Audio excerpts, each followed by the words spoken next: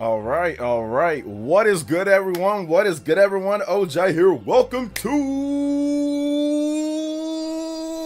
the stream. Man, have I been busy, but I am not busy enough to talk to the one, well, a couple other people, but I'm not busy enough to not talk to the homies to pull through. What is good, everyone? Thank you guys so much for being here. I appreciate you guys spending your night, your evening, your day, your morning, whatever it is, wherever you are in the world. Thank you so much for joining me today. Man, today is a good day. Today was a good day. Shout out to my man Ice Cube. Actually, he's not my man. I don't know him, but I've been listening to Ice Cube for a long time. We both LA babies for the most part. So I appreciate my man Ice Cube. Today was a good day. We got a lot of stuff to go over. We got a lot of different stuff to talk about. We've got our super early morning stream. We've got Pokemon giveaways to go through that we're going to talk about. We're going to reschedule today when it comes to my Pokemon Legends ZA giveaways that's going to be this weekend on Saturday. We got all sorts of stuff, all sorts of excitement. We got Nintendo Switch 2 sales data. Man, it is a stacked and packed and racked day today, man. So it's going to be pretty cool. Let's get into the shout outs though, because we need those shout outs. We need to say what up to everybody here. So if you're here in the chat, make sure you say what up. Even if you're a Mick Lurker, I still want you to Mick Talker. So go ahead and drop a what up, OJ, in the chat, and I'll say hi to everybody. Dior is here like always. Number one in the hood, G. Shout out to my man Dior. General Zamora, what's good? Shout out to General Zamora like always. General Zamora, this year, man, becoming a beast. Appreciate you. Party man, like always. The bodyguard, party man.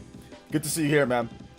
Let's see here. Dane Gonzalez, what up, Dane? Dane also becoming a beast of the Ninja Village as well. Appreciate you, Dane. Thanks for coming through. David V, what's up, David V? Games 44, what up, Games? Elias, hey, what's up, Elias? Welcome to the stream, brother. How you doing today? What is good? Anonymous Mick Zero, what up, Anonymous Zero? Welcome. Adam Carson, Evelyn's World. Yes, I'm having a great night. I can't complain. I just got done working out. You know, your boy had some pizza today, so I had to work off some pounds, hit some weights, run a bit, get some cardio in, you know. So took a little nap beforehand, nice little power nap. You know, you gotta, get it. You gotta get it all structured. So yeah, because this morning I was busy this morning.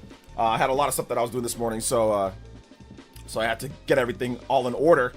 But everything seems to be good. We're good. And then tomorrow morning, I got to be up super early in the morning for work. Or as the kiddos would say, we got to put in that work. Which is more like I'm just streaming. So yeah. Bead Queen. What's up, Bead Queen? Welcome. No, there's no Smash teaser at the end of the Kirby era. No, there is no Smash teaser. I don't know why people keep on expecting that or saying that. There's no Smash teaser, guys. It's for Kirby Air Riders. I don't know why people keep on saying that. Sakurai's never done that before. Nintendo's never put teasers of big, massive games at the end of other games for directs. That's never happened in the history of a game-focused direct. They've never done that, so don't expect to hear. Justin with the $3 dono. What up, Justin? I will miss the direct live tomorrow, but my prediction is a mission-based story mode where you drive around the city trial map and challenge NPCs to races and stadium events until you complete enough for a boss battle. Also, the animal buddies as riders.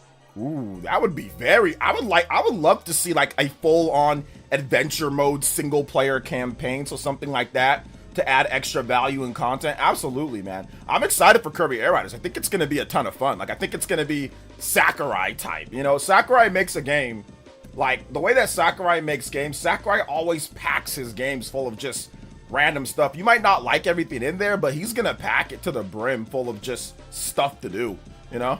That's how all of his games are for the most part. Yo, what's up, Jeffrey Tucker? What's up, the cool guy? Thank you. My man, Justin, with that first Ninja Blood. Thank you so much, man. I appreciate that. Thank you for the $3 dono. But also, Switch After Dark with the 5 says, shot any amount of requests for a discussion on the game sales and his anti-industry analysis to see if a combo can be had. Wish me luck. Yeah, I'd be down to show up for that one too. Because I think he's a liar. But I'll be respectful towards him. So if you want to I'm down to go on your channel and talk to Andy Mon about that, because I think he's a liar. I think he lies about having sales numbers and about sources. He lied about Ghost of Yote. Let's just be clear here, boys and girls. For those who don't know, Andy Mon is one of the biggest. He's the grifter in chief of the grifters on YouTube, one of the biggest grifting channels on YouTube. And he said a number of weeks ago that Ghost of Yotei sales are looking bleak. Okay? You said their sales are looking bleak. I called him out on that. I said, you don't got sales numbers, fam. There ain't no way you got sales numbers for Ghost of Yotei 6 days after it came out. There's no source that you have. There ain't no way that you got some type of source that's going to leak you sales numbers worldwide in that fast a time. That didn't happen. You know, all of his little minions were like, no, how do you know? But there's also other people that were also agreeing with me too. But the sales numbers, or more like the sales positioning, came out, and it showed that Ghost of Yotei was number 4 on the September sales charts, because it goes to the very beginning of October. Ghost of Yotei came out at the very beginning of October. So it only charted a couple days, and it was number 4. It was number 4 with only a couple days because remember, it went on sale in October. So it's going to really be for this October where you're going to see like the bulk or a lot of the sales. So at least the launch sales. So his sources didn't tell him that. The sales were flat. The sales were flat for Ghost of Yotei on top compared to Ghost of Tsushima. So in terms of the US sales were flat. That means it was the same. It was the same. In his video, he did not say that the US sales for Ghost of Yotei were the same as Ghost of Tsushima. He did not say that. He's a liar. He is a liar. If he had any sources, which it would have to be someone from Sucker Punch, it wouldn't be somebody, I don't think it'd be somebody from Sony Europe or something like that. It wouldn't be, I mean, that's where he is or where he's from, but whatever. He would know that the sales were flat. That means as good as Ghost of Tsushima, which was the best-selling region, was here in the US. He's a liar. There ain't no other way to look at it. Because remember, Ghost of Tsushima came out in 2020. The PS4 had already been out for how many years? Since 2013. It had been out since late 2013. So it was about, what was that? 6 years on the market? So the install base was bigger here in the US than it is now with the PS5, which has been out going on its 5th year. Okay, it'll be its 5th year next month. So the sales were flat in the US. That means it was the exact, right around the same, but with a smaller install base and less years on the market. This dude said that the sales were bleak. No, if they were bleak, they'd be considerably less here in the biggest market. They're not considerably less here in the biggest market. This dude's a liar. Shout outs to also Switch After Dark with another $5 dono, and says we had a Black Swan event in 2020 when Tsushima launched, even underperforming, which is questionable. Yeah, I mean, like, that's true. We had the pandemic, so people were buying more games than ever. So once again, if the sales were flat, I don't think the sales were bleak, and he never actually gave any sales numbers. I don't think you can say that they're bleak based off of the information that we have right now. Based off the information that we have right now at this point, he's lying about something. His source didn't give him all the information because he would have known that the sales were flat to Tsushima here in the West. So a lot of these grifters, a lot of these, Nintendo, fake Nintendo, AI slop thumbnail users, it's been a grift. I've said this once, I'll say it again, but I also thank them for their grift as well, because all you're doing is giving it free marketing and free sales. So, I mean, for the Nintendo grifters, for the whatever grifters, you're just giving it more publicity. You're just opening up your platform to give it more publicity and for more people to sit there and disagree with you, and for more people to actually go out there and buy the game. So yeah. Shout outs to Switch After Dark. Thank you for the double $10 donos. That does make you the Hokage. Appreciate that. Zoo, appreciate you, man. Switch After Dark. Make sure you guys go subscribe to Mongunzo's channel. I've been in this industry talking about sales numbers and talking about data for a long time. And even the top level people that I know that have gotten sales data before do not get sales data for massive, major, video games a few days after it launches. Almost nobody has that. There's barely anybody, and there's nobody that has a track record. So to sit there and say that this some random grifter on YouTube somehow got a hold of the Tsushima sales numbers a few days after it launched, that's a load of crock. A load of a baloney, bamboozled, phony, fraudster. Like, that's a load of crock, dude. Like, a load of crock. That is a lie. There ain't unless I see the source, unless he can prove by showing me the source independently and who that source is, that's a load of crock. This dude did not get no damn sales numbers for Ghost of Tsushima 6 days after it launched. Freaking liar. I can't stand liars, bruh. Sales numbers for Ghost of Tsushima 6 days after it launched. It looks bleak. I got a video. Man, you just grifting for money on YouTube. Liar. Shout outs to Switch After Dark. Thank you for the $10 dono. What's up, George FT? So yeah, you see leaked $100 off bundles for PS Black Friday. Think Switch 2 will dip at all for sales? Nope. Nope. Let's see here. Thank you for the $5 dono. I appreciate that, my man. Or thank you for the 2 5s. Let's see here. Your Wolfenstein video was Wolfen, not Wolfenstein. Video was spot on. He also originally was hard on the Portal, and Sony fans almost lost their minds. Yeah, because it's a streaming device. That was the truth. He said the truth about the Portal. The Portal ain't that great. It's a streaming device. It's not that great, and it's $200. And it's a it's a streaming device. So it does not work great for everyone, even if you have a great router and a great connection. It still just might not work good for you. So yeah.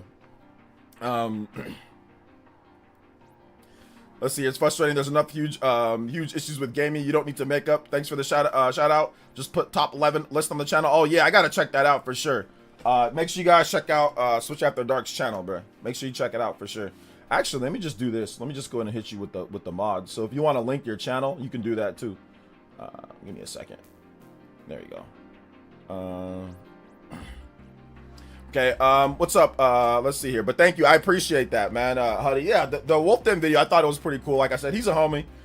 You know, like I said, I met him before, but he was being honest in terms of what he had to say, because he once again reviews everything, and he's critical of everything, man. He's critical of everything. So yeah. Let's see here. Okay, seems AI is being used for slop nowadays. Oh yeah, AI. There's all sorts of there's whole channels run by AI. That's slop. Yo, George FT, thank you for the 27 months, man. I appreciate that. Let's go. What's up, Yak Diesel? Welcome to the stream, brother. How you doing today? You get a yak in the channel. What's good? Let me make sure I say what up to everybody here. Just Another Artist. What's up, Just Another Artist? What's up, Chris C? Not here often live. Hey, man, it's all good. What's up, Criosenbaum? What's up, Tico? What is good? What's up, Wyatt Montgomery? What's up, Zenji? What's up, Shaw X? The Shaw says, I've never seen a console needing so much validation as the Steam Deck. Just saw Steam Deck still winning type vids in less than 24 hours. Well, Action Hank, that's something that's called cope. You know what I'm saying? There's something that's called cope, and that's really what Steam Deck still winning. I mean, that's really what it comes down to at the end of the day. But I mean, but I also still think that people are allowed to think that it's an incredible system. People are allowed to say that it's great, you know. So yeah. He says, let's see here. Nintendo put out some smug video about positive Nintendo YouTubers struggling with views. I mean, it's interesting. Yeah, I didn't know he put out a video saying that. But it's interesting to hear him act all smug about that when he would ask other people for help with this channel. He would ask other people, how can I get more views? He would ask other people all of that. And before he even started talking negative about things, his channel didn't even get many views. And even with all the views that he's getting, it's not like 1 million people are subscribing to his channel. You know what I'm saying? So shout outs to Nintendo. Congrats on getting some views on riding the hate wave and writing algorithms and all that and lying to get your views. I mean, for real though, congrats to him. But I mean, I think he should kind of mellow out a little bit, considering he doesn't have a 100K plus channel at this point. And the only reason why his channel, people are even watching it, is because he's negative and angry. And he's too scared to talk to anybody else when it comes to other Nintendo content creators. So if I was him, I wouldn't speak about other content creators or other Nintendo YouTubers or anything. He's too scared to talk about sales numbers or discussion with Nintendo with any channel bigger than his. He's too scared to talk to anybody. So I mean, Nintendo don't need to talk about other content creators. I poked Dexinum on my way to 100% it, and also I think I finally realized why no voice acting is weird in Pokemon. It's because the Pokemon have cries, so it's weird when they are making sound in a cutscene while the people are not. Yeah, definitely. Shout out to Justin. Thank you for another $3 dono. So It's always funny when some of these guys, I've seen these dudes that come up before, they're super negative, they get views, they have some success, then all of a sudden they act all smug because you've got a bunch of weirdos randomly watching your channel because you're angry or negative or whatever the case is. At some point, that's gonna run out though. Are you gonna run this negativity gimmick, this gimmick all generation? Is that what you're going to do? Are you ever going to be normal? When it comes down to it, are you ever going to talk about what you actually like? Are you ever going to discuss things like that? So, yeah, I mean, I saw Prime talk about it. You know what I'm saying? And me, I don't really care about views like that. Like, of course I want you guys to watch the channel, but that's why I do my stream. That's why I do my editing business. That's why I do other things. That's why I do other things. I do other things so I don't have to rely on YouTube views, and I don't have to lie and grift my way and run like a bitch from other people that want to talk about sales numbers. I don't have to do that. Now, if I wanted to sit here and lie my way like Nintending does and run away from people simply talking, such a scaredy cat, he can't even talk to me or talk to Prime or talk to anybody about his lies in his videos. You know, I mean, like, I can do that too. Anybody can do that. Anybody can sit there and be hella negative and get views and lie, because there is a base of people that are just looking for that. But I wouldn't get so smug to sit there and act like this dude's channel is actually incredible when a lot of those people watching aren't even subbing, okay? They're not even subbing. So he needs to calm down. He needs to calm down a little bit, all right? He needs to calm down a little bit. But like I said, he needs to relax, because the dude is only even somewhat relevant because he's talking negative.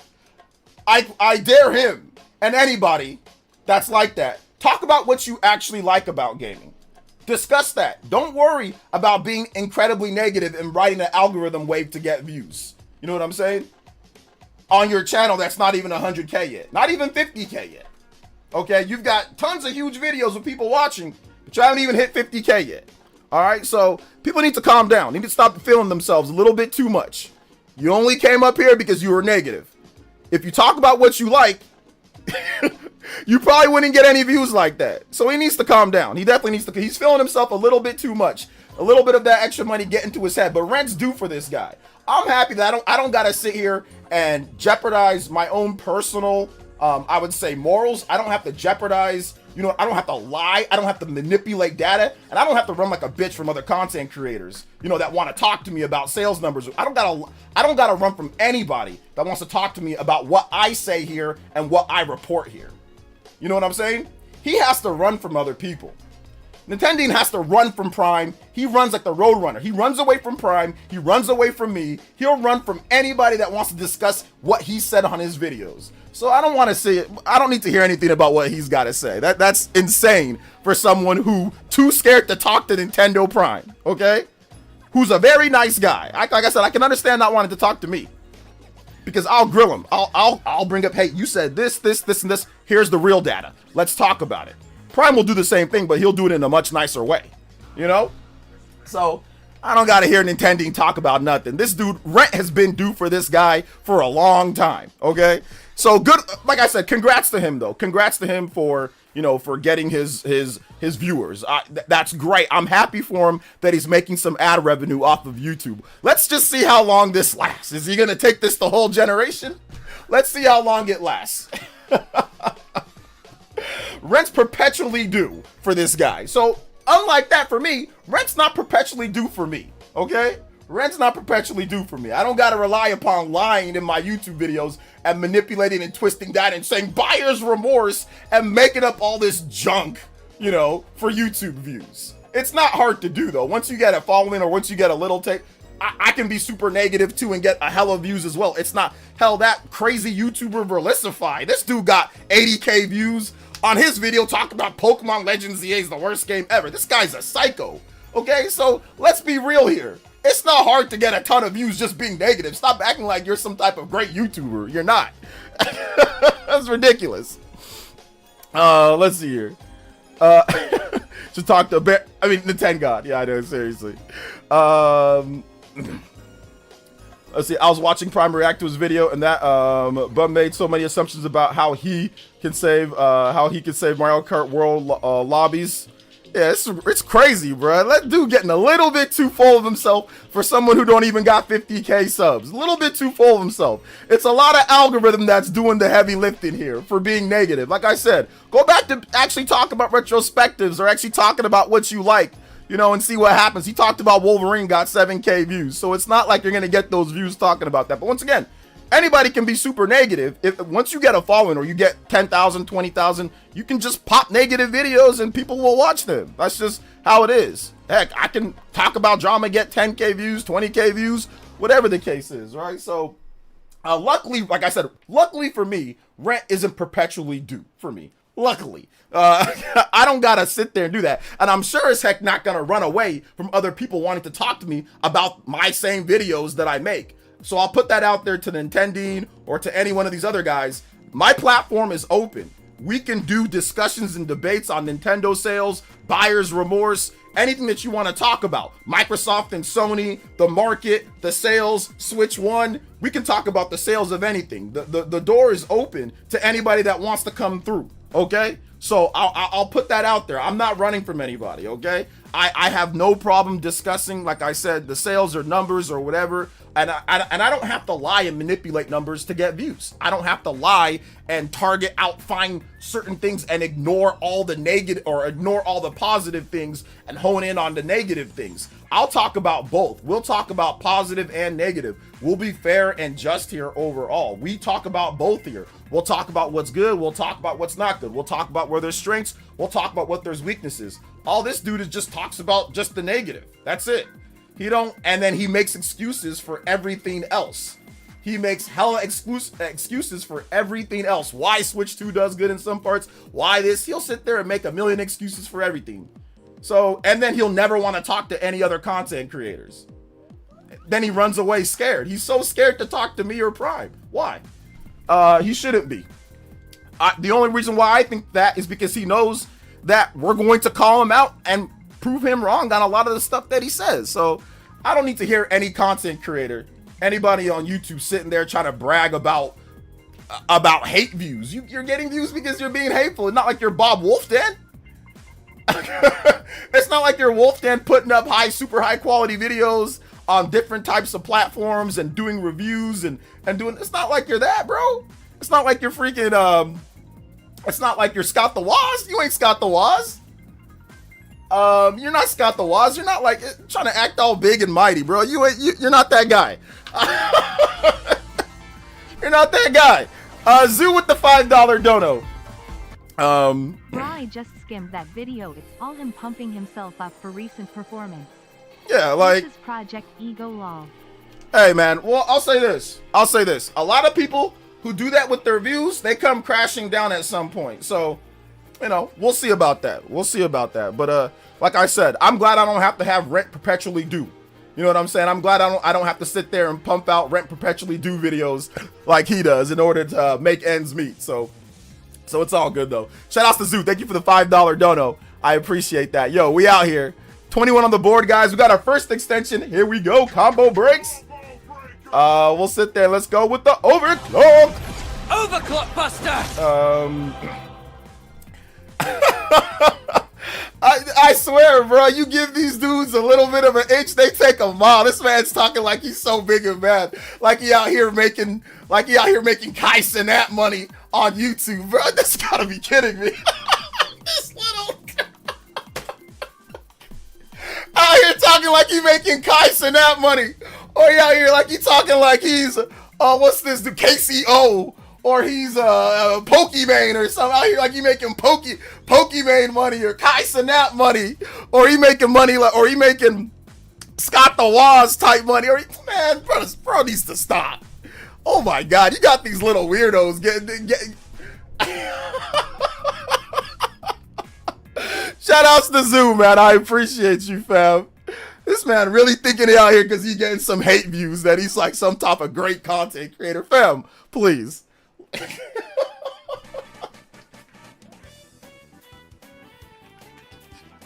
All right.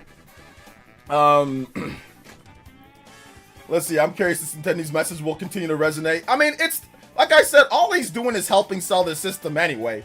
So it don't really matter at the end of the day. I mean, you watch the video, it's ridiculous. Like I said, he's the opinion of himself is absolutely hilarious. Someone who's sitting there won't even talk to somebody else, but you'll brag about yourself in your own, about your performance and talk about other content creators. Oh, Lord have mercy. Come on now, man. Oh my gosh, Lord have mercy. This guy is a complete fraud. Complete fraud. Let's see here. Maybe we should make a fake channel and grift off the activity, then once get enough money reveal is all a grift. I mean, people have done stuff like that before. I mean, you can do that, but I mean, like you could do like an AI channel, you know, and other people do that too, but I just found it funny, you know? But yeah. Let's see, he's ice show speed in the Oh man. That's crazy, bro. Let's see, he's giving the haters but it's all good. Living in an echo chamber of the internet is how people can fool themselves into believe or think that they are right and not factor the average Joe that isn't terminally online. I think that's definitely part of it. Once again, you got a lot of terminal. Listen, it's okay to be negative. Like if you want to be negative, it's okay. If you want to be, you know what I'm saying, objective. If you want to actually say the issues that are the issues, but making up buyer's remorse videos when clearly just, if you go and look at all the reviews of the Switch 2, the overwhelming majority on any site that you want to go to, Target, Walmart, Best Buy, Amazon, wherever you want to go, the overwhelming majority of people online is that people that actually have it say that it's a great system. If you want to sit there and cherry pick a couple people and then ignore everybody else, that's the type of stuff that I'm saying, yeah, it's going to get you YouTube views, but it's also going to get you running away from Nintendo Prime. It's also going to get you running away from other content creators because we want to talk to you about that and we want to show you all the other stuff and you have no answer to that because you can't control the narrative in your video, you know? That's why I said, like, that's why I do live streaming. Live streaming isn't for the weak. That's why I do live streaming. That's why he doesn't. You know? That's why I do live streaming because I'm confident in what I'm going to say. I'm confident in that. And if I'm wrong on something, I'll say that. But a lot of people who are narcissistic, who simply can't be corrected, people who don't want to actually discuss the issues, they're not going to sit there and open themselves up to a live stream because you can potentially make mistakes or you can have people that know more than you correct you in a live stream, you know? That's why he don't be doing none of that. He just be doing his vids and then running off and going like this and covering his ears and running away from other content creators, you know? So anyway, that's about enough. I'm done talking about him. But that's hilarious for some. Oh man, I swear, man, these dudes, bro, like I said, you give them a little itch with a little bit of clout, making a little bit of money on YouTube videos. They acting like they out here like Scrooge McDuck, Richie Rich or Scrooge McDuck, bro. Ain't nobody care about your views.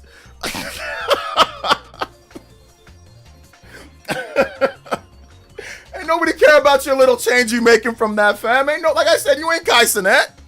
You're not Marquise Brown Lee. You're not PewDiePie. You ain't or you're not Mr. Beast. Come on now, man. You making a couple dollars on there. Oh man, bro, this is funny. Let's see here. Does he even mention other? Well, no, he's like I said, Shadow mentioning other people talking about views and things. But like I said, it is what it is. I'm done. But like to Nintendo, the offer's out there to Nintendo, my man. Let's come here. Let's debate buyer's remorse. Let's debate sales numbers. Let's debate all that, fam. And I'll be respectful. I promise. No name calling. No nothing like that. Let's come through. Come through and debate, my man. Stop hiding on your channel. Come through and debate. Come through and talk. Let's talk about it. Since you know more than everybody else, right? You pretty good with the sales numbers, right? So yeah. But yeah, doors open. OJ got pressed. Oh no, I'm not pressed at all. I just found it funny, man. I just found it funny that like someone's gonna sit there and brag about about grifting for views, like, and then running away. I can respect other YouTubers, other content creators that are at least willing to come and talk to me or talk to Prime. Like, I respect that. I respect that more than people who run away and won't talk. Solid Jakin with the 84 months says he doesn't want to brag, but he almost had enough for Silk Song from his YouTube revenue. He's got enough for a few copies of Silk Song, more than a few copies of Silk Song. There you go. So yeah, man. I'm enjoying ZA quite a bit. Shout outs. Thank you for the 84 months though, Jake, and I appreciate you, fam. 9 combos away from a 30-minute extension. Let's go, man. I appreciate that. Hey, shall we get to the new the sales numbers for the US? Switch 2 was #1 in sales for September. Go figure. Slightly down from the previous month, but there was no new big releases this month. So yeah, there was just a bunch of third-party games that were good though. But next month is Pokemon Legends ZA, or at least this month that we're in. But we'll hear about the sales numbers for October in November in the US. So we're gonna hear about that. But yeah, Switch 2 was #1. We had double-digit losses for Xbox and PlayStation. So Switch 2 actually helped bring up the overall US game market. If you look at the comparison to Switch 1, Switch 2 sales are 72% ahead of Switch 1 sales in the same time frame for the first 4 months. Big difference though, is that Switch 1 did have more shortages than Switch 2. Switch 2 really didn't have too many shortages. I mean, it stocked it way better. There were some like sold out for like a month or two. But Nintendo was able to restock things a lot quicker than they were with Switch 1. There was restocks with Switch 1, but it wasn't quite as fast and they didn't have quite as much. So yeah, there's that. November 4th is the next financials. Well, that will be for the which financials are you talking about? Nintendo's financials, or are you talking about the Circana financials? Let's see here. It's gonna absolutely private web league schools.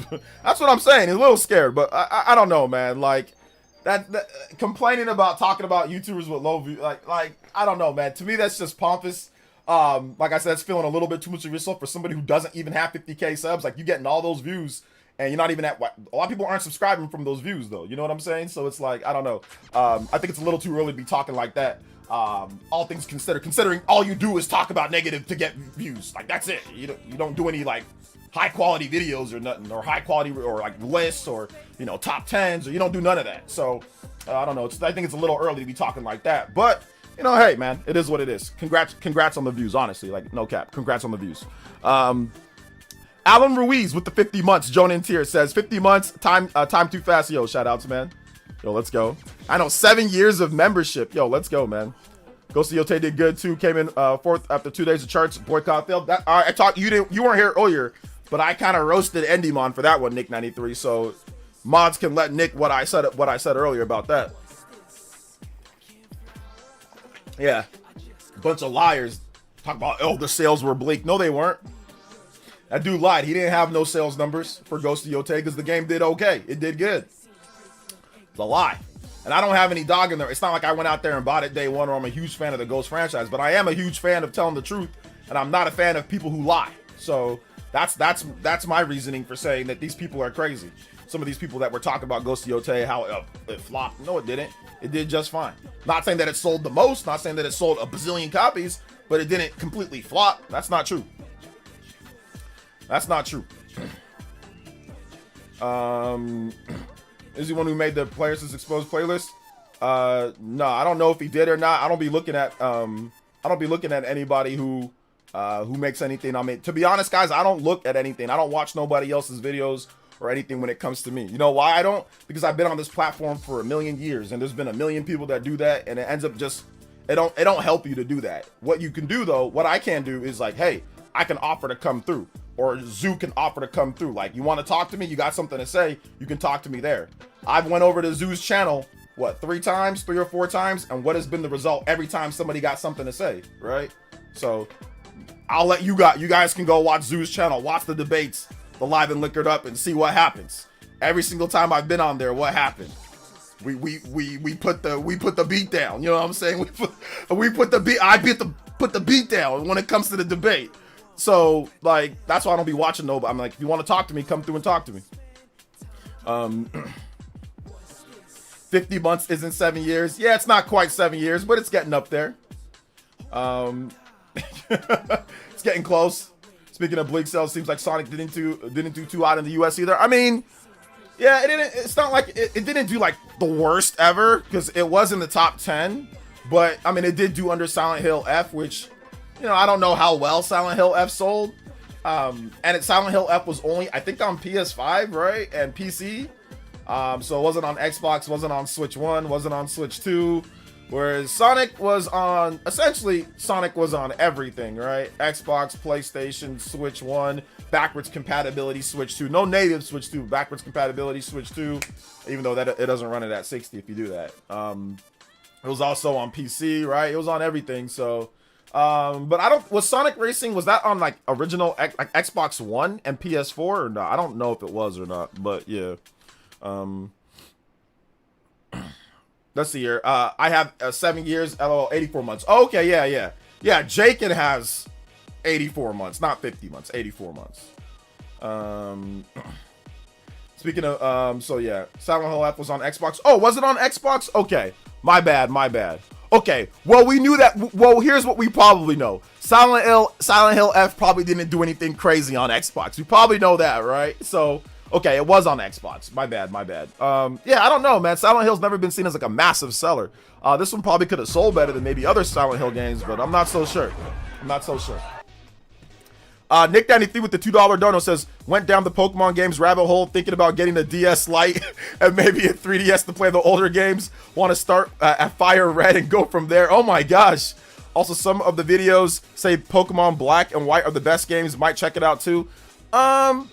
Yeah, I mean, listen, you're going to get a lot of opinions when it comes to Pokemon and what the best games are, because a lot of it is tied to people's nostalgia, memories, and childhood. So if you grew up in the early 90s, if you grew up in the 80s and 90s and you were like the target audience for Pokemon, like a teenager, young adult, you were every young adult at the time, Gen 1 or Gen 2 is probably your favorite, and you'll probably say those are the best games. If you grew up a little bit after that, like in the mid 90s, you'll probably say like, oh yeah, maybe Black and White, or maybe one of those, or X and Y are your favorites, or, you know, it depends on like when you grew up. And that's kind of how people dictate with Pokemon. Me, I love Gen 1, you know, I love Gen 1, I love Gen 2, and I love Gen 4. Those are kind of like the gens I identify with. But in terms of like what the best gameplay gen is, I mean, yeah, Black and White, the reason why people say Black and White's the best, because they took everything that they learned from the Game Boy Advance, and the DS, because they already had Diamond and Pearl, and they put it all into Black and White. It has so many online features, it has battle towers, it has the difficulty, it has everything. It has a ton of content. So it was pretty much the accumulation, the peak of the DS performance when it comes to Pokemon games. And they made a sequel to it, Black and White 2, which is just as good, if not better, but that's where everything kind of came together, was Black and White. The Pokemon designs were actually pretty good as well, too. So I think that's one of the reasons why people say Black and White's the best one. But it's going to really be based on what you like, what type of Pokemon you like, what characters you identify with, what you like the most. You know, if I had to pick, like I said, for me, it's going to be Gen 1, it's going to be Gen 2, it's going to be Gen 4, and I like Gen 5 too. But like Pokemon Heart Gold, Soul Silver, I think that's probably the best game in the series. Or Fire Red, Leaf Green, I think that's also very good in the series too. So it just depends, man. It really does depend. Let's see here. Let's see. I'm curious the total sales for Sonic Crossworlds. Yeah, man.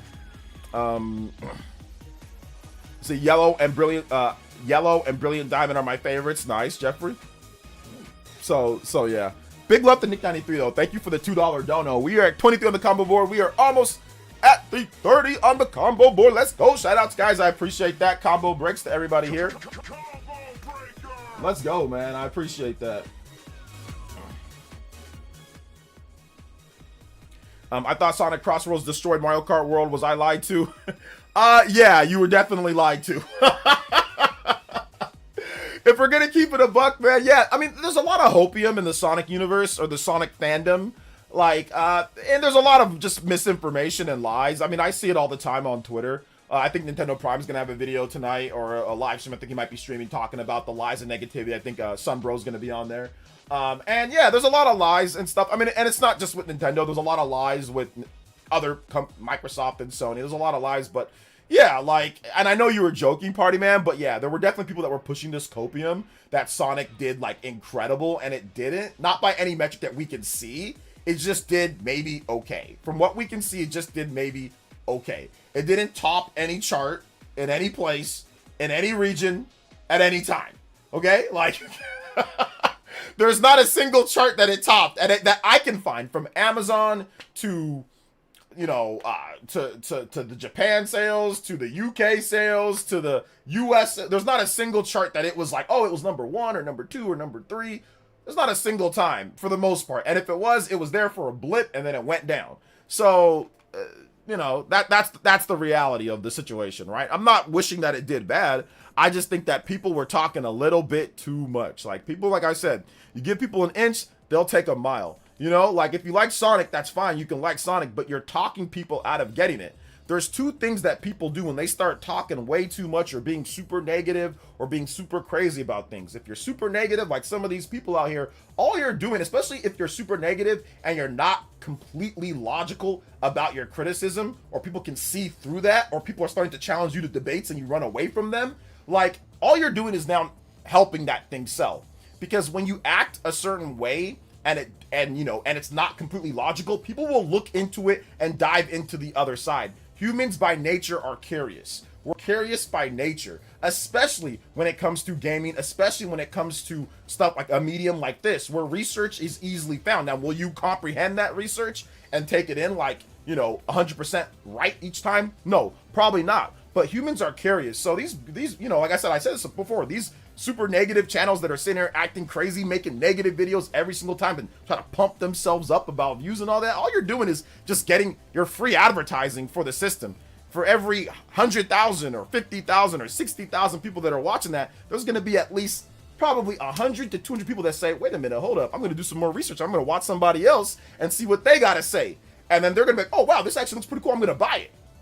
Whereas if you didn't say anything, probably wouldn't have researched anything. But the fact that it's just being brought up and it's constantly being brought up, it's constantly being marketed. Same thing with Sega and this whole Sonic Cross Worlds and Mario Kart thing. People went out and said, okay, people are hyping up Sonic so much. They went out and looked at the gameplay and said, this doesn't look I think a lot of people went out there and said, this doesn't look that great. They're hyping this up and they played the demo or the beta and like, this wasn't that great. I'm just going to buy Mario Kart World. So Nintendo didn't even have to do anything for the most part. I don't think they have to do anything at all. People are sitting there and hyping up Sonic like it's the second coming. And then they play it and they're like, it's nowhere near as hype as these people are saying. And they play Mario Kart and like, oh wow, Mario Kart actually feels pretty good.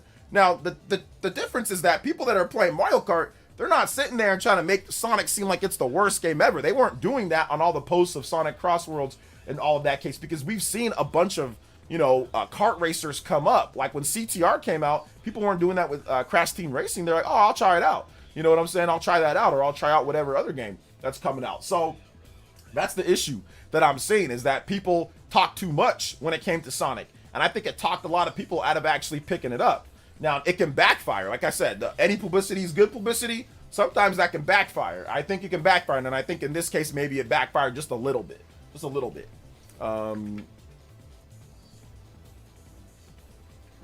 So yeah. All right, take it easy. Hey, take it easy. Switch After Dark. Thanks for coming out to the stream, man. I appreciate that. Do you think you'll mostly play Metroid Prime 4 in graphics mode or performance mode? I'm gonna try both of them, and I'm gonna see which one I feel is better for me to play. I mean, 60 frames is good enough for me, so I'll probably play in that 4K 60.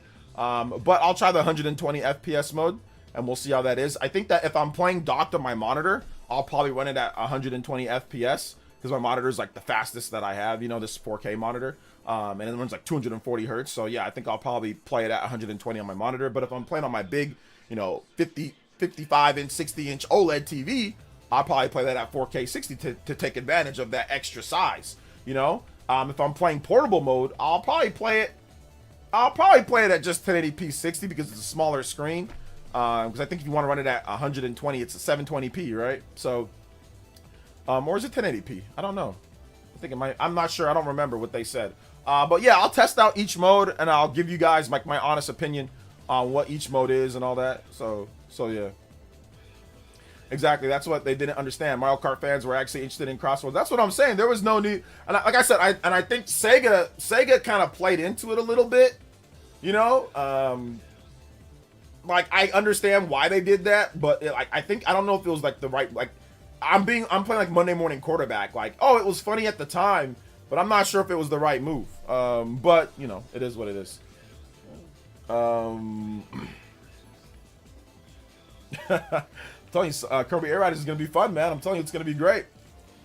For me, the only game that compared to Mario Kart was Diddy Kong. Oh, I think Diddy's Kong Racer. Okay, yeah. Yeah, that one's pretty good. Hey, what's up, Mr. Davis? Welcome to the stream. Shout outs, dude. Can you see your comments? Hey, what's up? I can see your comments, man. What's good, man? Welcome. What's up, Flightis? Sonic Crossroads isn't even close to as good as Mario Kart 8, much less Mario Kart World. I mean, yeah, like I said, I think a little bit too much bravado from some of the fans out there. But you know, like I said, it is what it is.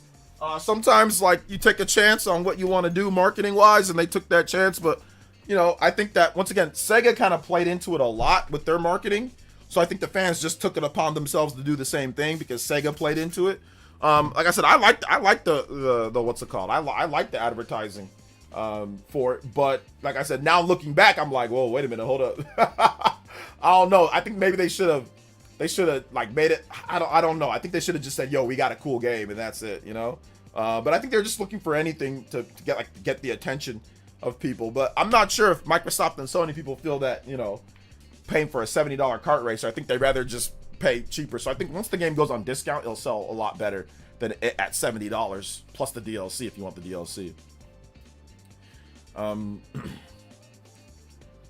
Holy crap, Diddy Kong remaster could be sick. Yeah, it could be cool if they did it. CTR was lit. I like Nitro Fuel, but Activision barely basically ruined the game for lots of dudes. To be honest, the online didn't even work. The online didn't even work for the Switch 1 version of the game. So, like, it didn't even work. Like, I couldn't even play online. It was busted. And then, like, I think they did a game trial for it. Like, that also was kind of busted at times, too. So, it was, like, whatever with that game. Let's see. I actually think that Sonic Crossroads was a solid game overall. I just got tired of people getting too cocky about it. Yeah. A little too cocky about it, but hey, it is what it is, man. It is what it is. Remasters are good and nostalgic. It's time for some new IPs. Expedition 33 was refreshing. I mean, Expedition 33, while it was definitely an incredible game, it does recycle a lot of gameplay elements from a lot of different games. So while the story itself was cool and interesting and all that, the gameplay wasn't really new or exciting. Like, it's a fun game.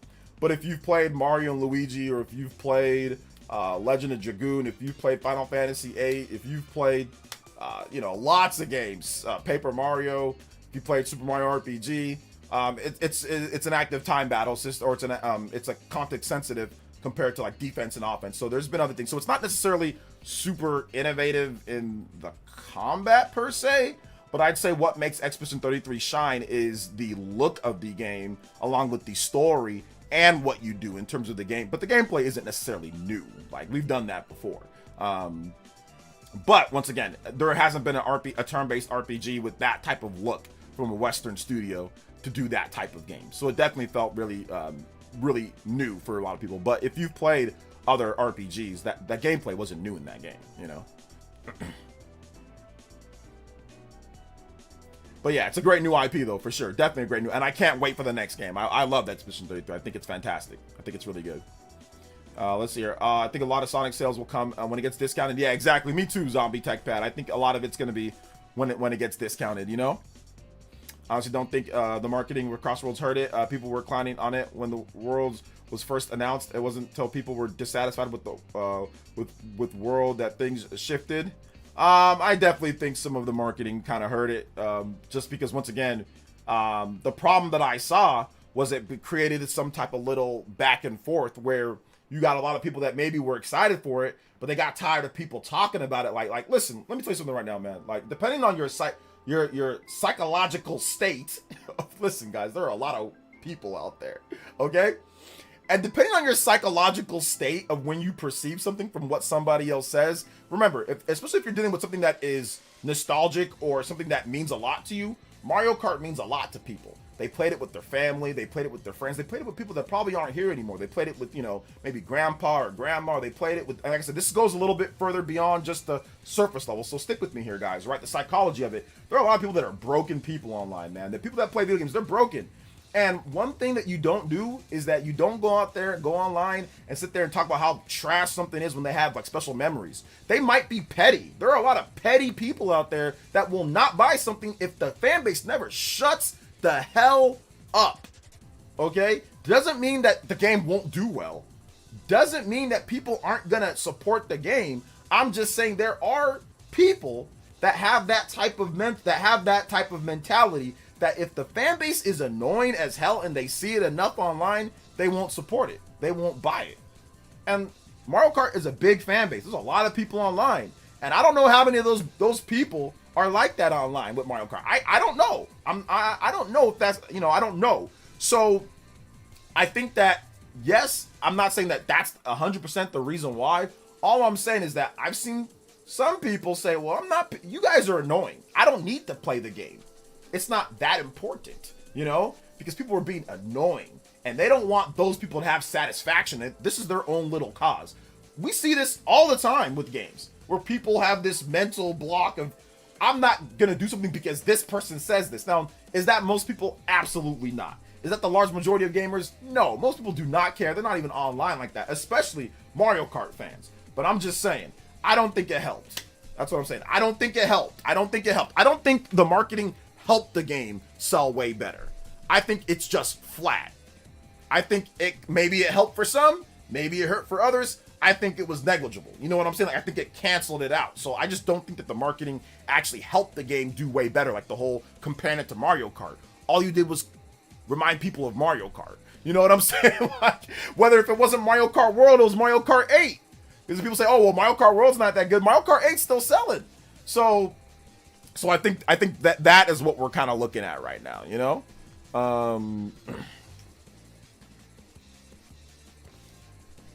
So yeah.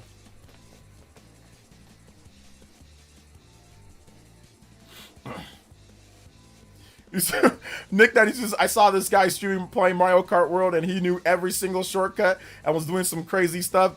Demoralizing, not gonna lie. Oh, there were definitely a huge skill gap. Oh yeah. Mario Kart, there's a pretty big skill gap at this point. At first there wasn't. Like, you can go online, like you can win some races, but now like a lot of people are like hardcore. They're finding all the secrets. They always get their mushrooms when they, it's crazy. So now it's like, oh man, you got to really know what you're doing to hang in Mario Kart, but it's still fun. You can still go out there and, like, you know, play Knockout Tour and stuff like that. It's still fun. So yeah. Chronically Online people spend more time complaining than actually playing the game. I'm telling you, man, some people do for sure. Some people do for sure. I just play Mario Kart and Crossworlds. I think both games are fun. That is the normal way of looking at it, you know? Let's see, that happened to my friend with Undertale. He's like, I ain't playing this. Y'all be talking too much. Oh, man. Says, ain't that your mentality, big dog? Could have swore you said that about the annoying Sonic fans. It's not my mentality about every single game, but I'll keep it a buck. That's not my mentality with most games. It's not my mentality. The biggest reason why I didn't get Sonic Racing Crossworld because there's no Switch 2 version. If the Switch 1 version ran good, like where it ran like at 60 FPS, or if it ran, you know, better on Switch 2, I probably would have picked it up. And here's the thing, Sega actually offered me a review copy. I think I can still get one if I wanted one. They offered me one after it came out. They were like, hey, you want a review copy? You can apply for it. I didn't even apply for it. So it's not even like, oh, I didn't feel like buying. It's like, I just didn't feel like playing it because the Switch 2 version is not ready. The Switch 1 version is at 30 FPS. So I'm like, okay, 30 FPS for the Switch 1 version. But yeah, I'll keep it a buck. Those Sonic fans were annoying as hell. It made me not want to get the game. I'll keep it a buck. Those Sonic fans were annoying as hell. Made me not want to get it. But if there was a Switch 2 version of the game, I absolutely would have picked it up. But they're annoyed enough for me not to get it on PlayStation or Xbox. Yeah, it definitely. Yeah, they're annoyed enough for me not to get it on those systems.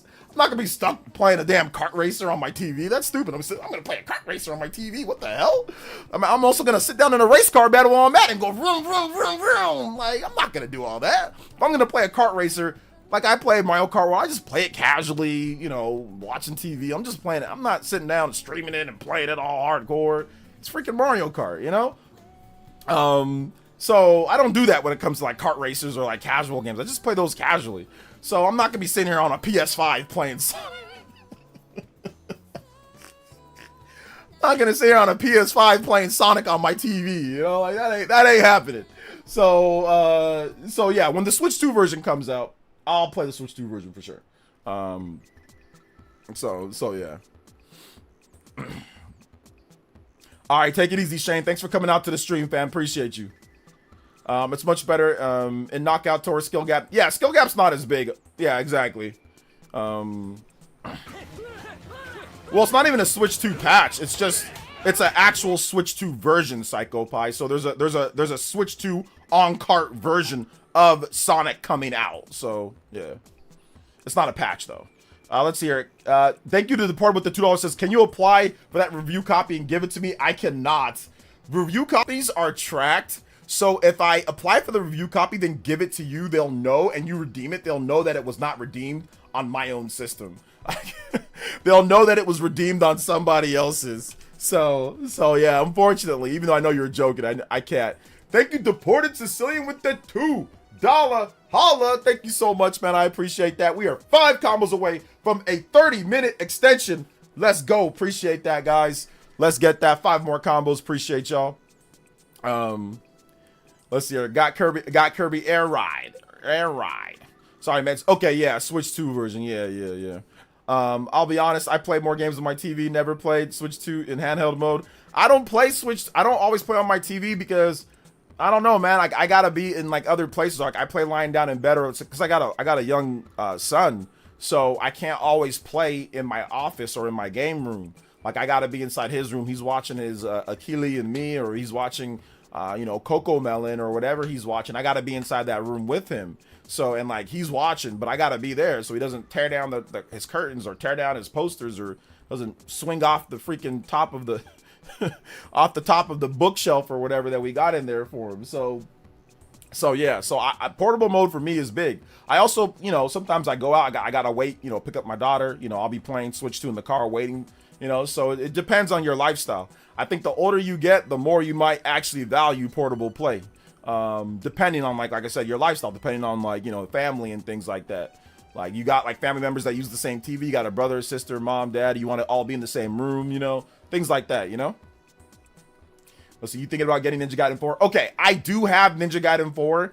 Microsoft gave me a review copy. Shout outs to Microsoft for the review copy. I do have Ninja Gaiden 4. I have it installed on my PS5. I just need to play it now. I just need to play it, but I'm just still playing Pokemon, so yeah. What's up, Patrick Courtney says, yeah, that Sonic racing is addicting, man. I bet, man. It looks okay. It looks cool. It looks cool for sure. Did Trails in the Sky get a physical edition because I can't find it? It did get a physical edition. Yeah, it did. It didn't get a Switch 2 specific version, but it got a Switch 1 version that you can upgrade it to Switch 2, a patch, or you can. It's $1. So if you want to just buy it for $1, the upgrade, but you can buy the Switch 1 version and just get the upgrade. I'm really happy Luigi's Mansion is next NSO game. Oh yeah, it's pretty cool that it's coming over. Tomorrow I should be able to see my Mortal Kombat Legacy Collection. Oh, nice, Mortal Kombat Legacy Collection. Let's go. I remember back people act crazy over YouTube choices. Is Undertale sucked because it's a YouTuber I watched to cancel playing it. Thankfully they returned after the fandom toxicity died down. Yeah, Undertale was crazy with the toxicness of it. What grips you use? I use the Satisfy grip. Yeah, portable mode wouldn't be able to game nearly as much as I do now. Yeah. It's definitely like an old man thing for some. Deported Slim with the $2 dono says Kirby Air Ride will win Game of the Year and Sakurai will retire. Yeah, that's not likely. Both of those are not likely to happen. Game of the Year. Yo, shout out to Deported becoming the Elite Ninja of the Year. Appreciate you, man. One of the nominees, at least. Thank you for the $2 dono. 27 on the combo board. 3 more combos. And we are at the top of the board. Hey, yo. Shout outs, man. I appreciate that. Let's go. Weird, I can't find the PS5 version or the Switch version in any European shop. Go on Amazon. It should be there on Amazon. So go on Amazon. It's definitely there. My limited run steelbook just arrived yesterday. They be on that BS. Oh man, yeah, limited run. They be on that BS. No, LOL. We need Smash Brothers. Smash Brothers is coming. He's already Sakurai's already working on Smash, in my opinion. I made a video. He's already working on Smash. Kirby Air Riders is done. The fact that he can make 2 full-length feature films on Kirby Air Riders before the game even drops, the game's done. The game's been done for. I think the game's been done for a long time. I think it's been done. There ain't no way you can make. He had one direct right a bit ago. Looked like the game was playing beautifully, and then he's got another direct, and obviously you got to shoot these well ahead of time. So he's had all this footage, and he's been like, the game's done. The game's been done. So he's just waiting for that November 20th release date. So I think he's already been working on Super Smash Brothers. So yeah. What's up, Squirrella? Welcome to the stream. He said he retired. He said Sakurai retired. Oh, okay. Nah, he's not gonna. He's just joking, of course. Undertale's community is still terrible. Don't try to stream it live on Twitch. Yeah, I'm good. I'm good on streaming Undertale. I never got into the Undertale fandom or the Undertale, you know, whatever. I never got into that. I never got into all that. So yeah. Yo, Cyber Taurus with the Jiao. So, an hour-long direct tomorrow. Sounds like an early stream and a cup of coffee morning tomorrow. Oh, yes, it is. And congrats to your Seahawks. Looking incredible, by the way. NFC West. Monster division this year. 3-5-2 teams, and the Cardinals looking like complete frauds. Shout outs to my man, Cyber Taurus. Let's get into some news. Cyber Taurus and Bead Queen, they did sponsor a video, a live stream for Pokemon Legends ZA. I said that I'm going to be early in the game. I'm sorry, guys. I've been playing. So I am about maybe midway in the game at this point, and I don't know how far I'm going to be, but when I do stream it, it's going to be this Saturday. We're going to try to shoot for around this Saturday, maybe around 12 or noon PM PT. And we're going to do a number of hours of the game. So we're going to have like where we can get extensions in the game and all that, depending on like Elite Ninjas or any donos that we get or whatever the case is. And we're going to be giving away 3 copies of the game as well, digital copies of the game based on the system that you have. So if you have it on Switch 1, we're going to just give away Switch 1. If you have it on Switch 2, we're going to give away Switch 2 digital copies, and we're going to give away 3 of them. So that'll be this Saturday, guys. This Saturday for a couple hours. I don't know if I'll be able to do the Spawncast after that, though, just because I'll be streaming for a number of hours. I might be able to, I might not, just depending on everything. So yeah. So shout outs to my man Cyber Taurus. Thank you for the JoJo. 37 on the board. First JoJo tonight. That $10 and up. I appreciate that. Let's go, Cyber Taurus. Big love, like always. And that's also, you are the stream ninja as well, with the biggest singular dono of the stream today. Thank you for the big 10. Let's get you up here on the board, Cyber Taurus. And big love to Bead Queen as well. We've got giveaways coming. Bead Queen, we got giveaways coming for a bunch of other games too. So yeah, good stuff. Shout outs to Cyber T. Deported as well with the $5 dono coming in. Let me read what Deported says. Finally got a Switch 2 and a 5080 mini PC. What else should I buy for Switch 2? I got Bonanza, Mario Kart World. Don't tell me to go watch a video. Trails in the Sky. Definitely Trails in the Sky is good. Oh my gosh, Trails in the Sky is good, so I definitely recommend that. Hades 2, obviously, I think you know about Hades 2, Deported.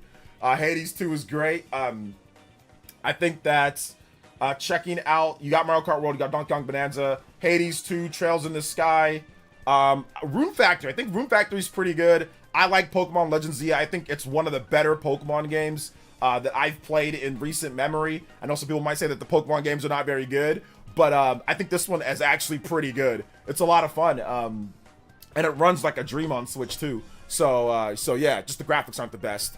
So yeah, I would definitely recommend, you know, Donkey Kong, Mario Kart World, Pokemon Legends ZA, Rune Factory, Trails in the Sky, Hades 2. Those are all great, pretty good games. Obviously, Silk Song, great game as well. So, number of different stuff to play. Hades 2 looks 100 times better on Switch 2. Yeah, it looks great on Switch 2. It looks really good. 42 on the combo board too. That also looks good. Combo breaks. 3 combos away.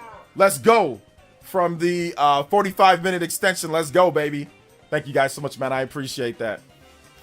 Get Pokemon ZA and the Zelda games. They got the Switch 2 upgrade. Oh, yeah. Zelda Switch 2 upgrades are great. That's a really good one. Kirby and the Forgotten Land. If you already have the game on Switch 1, you can get $20. You can get it at 60 FPS, which that was a free update, but hey, it is what it is on that one. So Echoes of Wisdom, I highly recommend that game. It's essentially like a new game.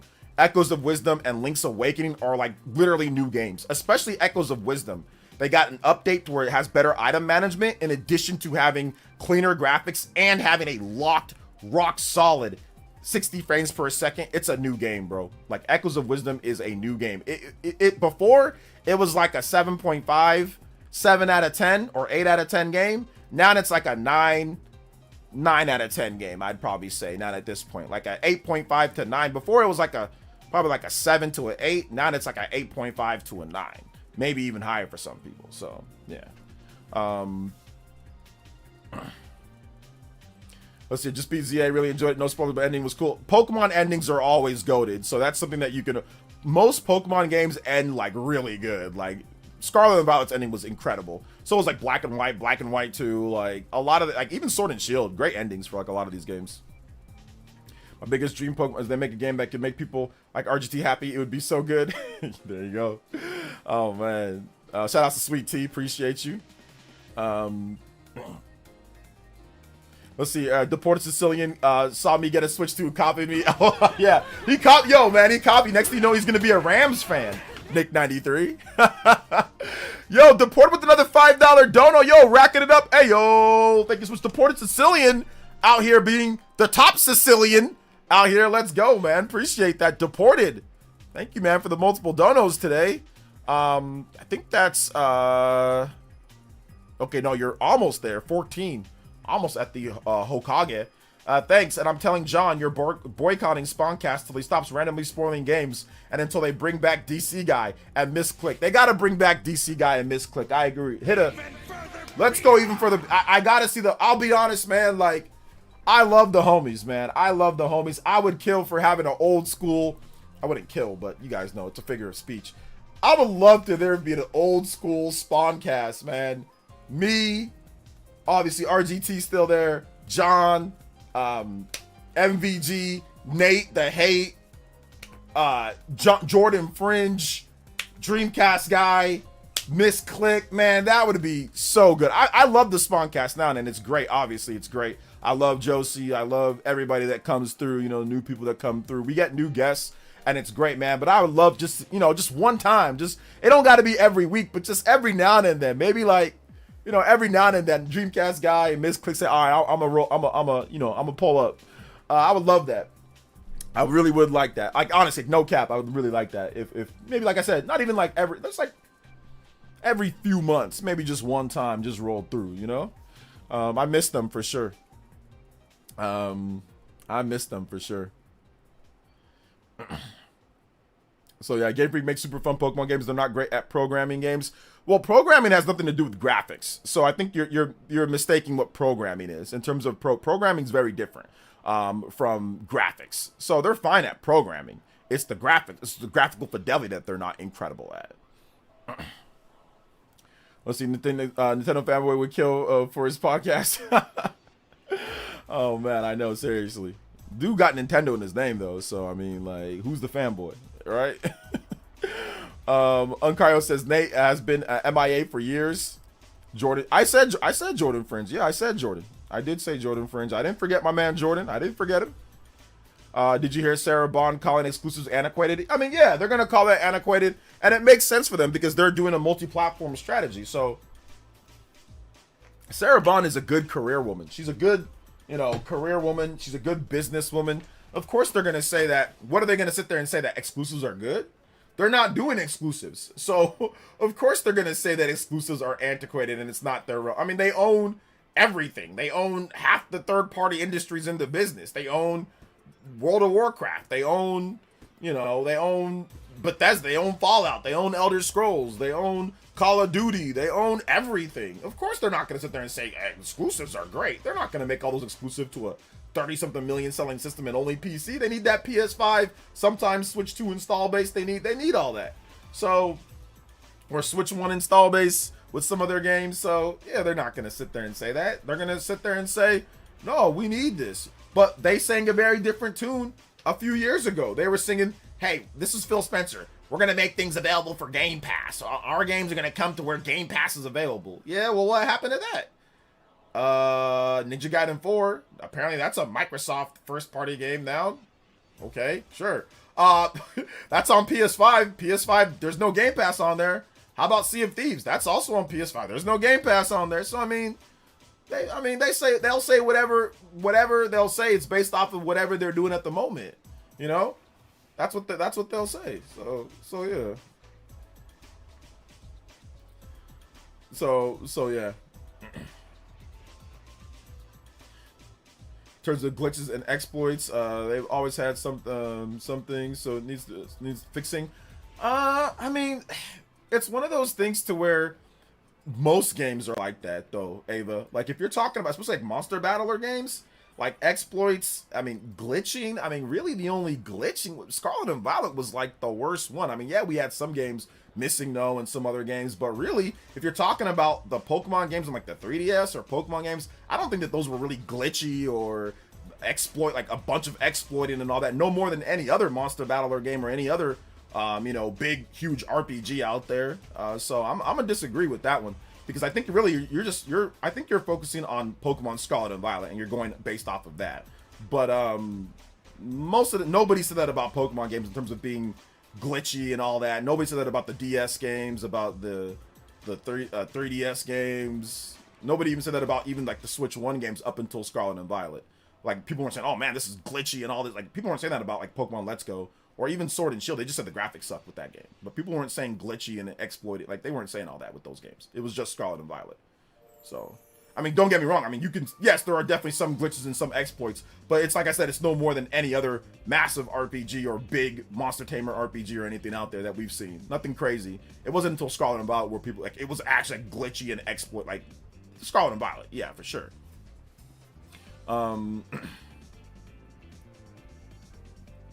In a perfect world without exclusives. Oh, I gotta do this. We haven't done the combo. Hold up. We haven't done the overclock for the 45. Or did we? Actually, no, we did do it. Well, we gotta do it again. We'll do it one more time. Let's go. Overclock Buster! 45-minute extension. Hey, yo. Let's get to the 60 for the 1 hour. And then we can work our way to the... Even further beyond! And the 51 on there. But remember, guys, next week we also have the marathon stream. So I will have a post for members. If you're an Elite Ninja, you will be able to pick some of the games that we're going to pick for the marathon stream. So I will have a series of posts up where you're going to be able to pick for the marathon stream, suggest games as well. So look out for that coming up pretty soon.